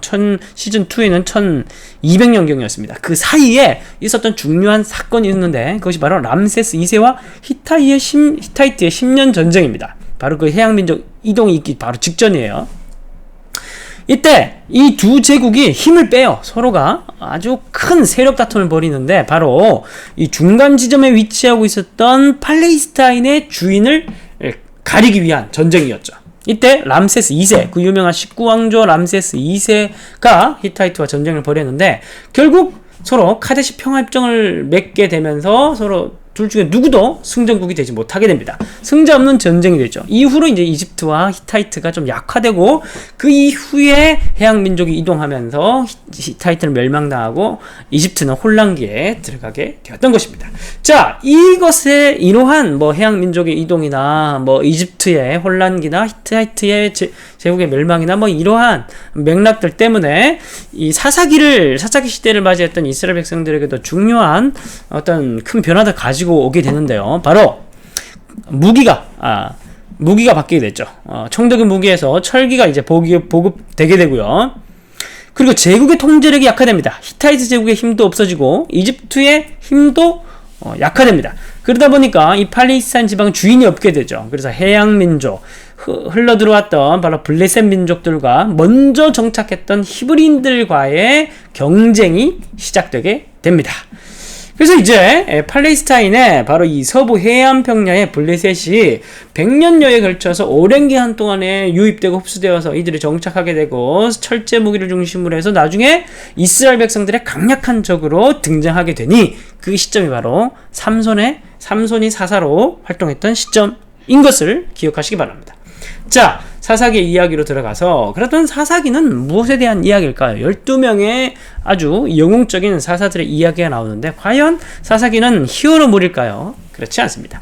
사사기에서는 결국 이스라엘 백성들은 왜 암흑기에 빠질 수밖에 없었는가? 이스라엘 백성들은 왜 하나님께서 거기 적과 꿀이 흐른 땅에 들어가면 복을 받게 될 것이라고 했는데 그들은 왜 복을 누리지 못하게 됐을까? 그것에 대한 신학적 이유와 답을 제공하는 게 바로 사사기서입니다. 그래서 사사기서는 1장부터 16장까지는 옴니버스식으로 이 12사사에 대한 이야기가 차례차례 진행되고 17장, 18장과 19장, 21장에서는 두 가지의 큰 에피소드가 등장하니 이 에피소드의 중심 인물들은 바로 레위인들이었습니다. 이 레위인들이 바로 사사기를 이해하는 중요한 키가 되는데요. 레위인들은 하나님께서 왜 이스라엘 백성들의 특별한 형태로 존재하게 했을까요? 바로 하나님께서는 이스라엘 백성들 속에 레위인들의 도성을 이렇게 흩어놓습니다. 땅을 주지 않고. 그 이유가 바로 특별한 계획이 있었는데요. 첫 번째, 바로 레위인들을 통해서 온전한 번제를 드리게 하고 그 다음에 이스라엘 백성들에게 율법을 가르치고 제사를 온전하게 드리게 만든 두 가지의 역할을 주셨습니다. 그 사사기서를 보면 패턴이 있습니다. 이스라엘 백성들 죄를 짓고 그리고 하나님께서 이민족을 보내서 압제를 당하고 그 다음에 그들이 부르짖고 하나님께서 사사를 보내서 구원하시고 그러고 난 이후에 이들이 깨달아야 되죠. 우리가 잘못했구나. 이 역할을 해야 되는 게 레위인들인 겁니다. 바로 그들이 율법을 잘 가르치면 이들이 이 죄를 깨닫고 다시는 죄를 짓지 않게 되는데 이들이 망각한 거예요. 왜냐하면 레위인들이 가르치지 않으니까. 그래서 다시 죄를 짓고 죄를 지을 때 이제 제사를 지내면서 또 그들의 죄를 씻는 그런 역할을 또 레위인들이 해야 되고, 그래 레위인들이 제대로 역할을 하지 않으니까 이스라엘 백성들에게 큰 암흑기와 문제들이 종교적인, 신학적인, 신앙적인 문제가 찾아오게 된 거예요. 바로 그런데 하나님께서 이스라엘 백성들을 가나안 땅에 두면서 통치하려고 했던 그 방식이 바로 레위인을 중심으로 하여서 하나님께서 지방자치제로 통치하시는 방식이었다는 거예요. 하나님께서 왕이 되는 시스템이 바로 그 중앙에는 레위인이 있었다는 겁니다. 그런데 레위인들이 타락한 거예요. 그런 이야기가 바로 17장부터 21장까지 두 가지 에피소드로 등장하게 됩니다. 그게 바로 첫 번째가 단지파 이주 사건이고요. 레위인들이 굉장히 타락했죠. 레위인들이 미신적이고 레위인들이 자기의 자리를 이탈하고, 그 다음에 두 번째 이야기에서는 레위인이 첩을 두고 또 그 첩이 나중에 또 나중에 첩에게 무슨 일이 발생하니까 레위인이 첩을 또 토막내서 12지파에 보내고 또 거기서 내전이 발생하고 이런 별 지저분하고 잔인한 이야기들이 다 등장합니다. 바로 이 사사기의 마지막 에필로그에 등장하는 이 포인트가 바로 사사기를 이해하는 키라고 볼 수가 있는 거예요. 종교인들의 타락. 종교인들이 타락했으면 바로 말이 다 한 거죠. 이스라엘 백성들은 타락할 대로 타락해버린 겁니다. 바로 하나님이 레위인들을 통해서 통치하려는 계획들이 이제 이스라엘 백성들의 불순종으로 이제 이것이 뭔가 잘못 돌아가고 있는 그런 그림들이 나타나고 있는 거예요. 그래서 반복되어지는 표현이 있습니다. 그것은 바로 그때의 이스라엘에 뭐가 없었다고요? 바로 왕이 없었다라는 표현이 반복됩니다. 이스라엘에 왕이 없으므로. 근데 정말 왕이 없었을까요? 이것은 레토릭입니다. 왕이 누구였습니까? 하나님이셨어요. 하나님이 레위인을 통해서 이스라엘 백성들의 율법과 그리고 제사를 통해서 하나님과 예배를 통해서 이스라엘 백성을 다스리려고 하셨지만 레위인들이 타락했고 이스라엘 백성들이 가난화 되어버렸습니다. 그래서 사람들이 왕이신 하나님의 말씀을 따르지 않고 자기의 소견대로 옳은 대로 행하는 시대가 사사시대였던 것입니다. 그래서 기드온의 이야기도 사실 별로 좋은 이야기가 아니에요. 사사들도 상태가 되게 안 좋습니다. 뭐 그들이 용사라고 얘기하는데 아닙니다. 그들은 되게 평범한 사람들이에요. 이들이 300명인데도 불구하고 평백명이고 평범한 사람들인데도 불구하고 하나님의 능력으로 이겼다는 이야기가 기드온의 이야기죠. 이후에 진행되는 기드온의 이야기는 계속 자기가 왕이 되고 싶어하는 기드온의 이야기가 나옵니다. 하나님이 왕인데 말이죠. 바로 그래서 왕의 옷을 입고 아들들을 왕자의 행세를 하게 만들고 그리고 무엇보다 자기 아들의 이름을 아비멜렉이라고 짓습니다. 아비멜렉이라는 뜻은 멜렉은 왕이라는 뜻이고 아비는 아버지라는 뜻이에요. 나의 아버지는 왕이다. 자기 아들의 이름을 기드온이 그렇게 짓는 거예요. 그래서 이 아비멜렉의 욕망 때문에 또 뭐 별 희한한 일들이 많이 발생하게 됩니다. 자, 그런데 이러한 와중에 하나님께서는 약한 자를 들어서 가난한 자를 부끄럽게 만드시는 그런 일들을 해 가십니다. 왼손잡이 에훗, 그리고 아나트라는 이름을 가진 아나트라는 이름을 가진 아버지의 아들 삼갈이 사사로 나옵니다. 아나트는 이 가나안 신의 이름이죠. 그래서 삼갈은 가나안 사람이 아닐까, 이방인이 아닐까 그렇게 학자들은 추정합니다. 그리고 여성들이 활약을 하고요. 기생과 첩에 소생들이 활동을 합니다. 저자의 낭인들이 활동하는 거예요. 주류가 되지 못했던 시대, 주류가 엉망이고 부패했던 시대였기 때문에 하나님께서 비주류를 들어서 약한 자를 들어서 강한 자를 부끄럽게 하시는 긴급한 시대에 하나님의 방식으로 개입하셔서 구원하시는 이야기가 사사시대의 또 중요한 이야기의 컨셉으로 나오게 됩니다. 마지막에 등장하는 사사가 누굽니까? 바로 삼손이죠. 삼손의 이름은 태양이라는 뜻입니다. 삼손의 이름은 태양. 그래서 삼손은 초기 왕성 활동을 합니다. 그러나 이 삼손도 쥐새짝기에 빠져서 결국 눈이 뽑히게 되죠. 바로 삼손의 이름이 태양이라서 빛이 되어야 했지만 그는 눈을 잃어버려서 빛이 되지 못합니다. 마치 삼손의 모습은 가나안 땅에서 빛이 되어야 할 족속으로 하나님께로부터 부름을 받았지만 결국 어둠이 되고 말았던 이스라엘 모습을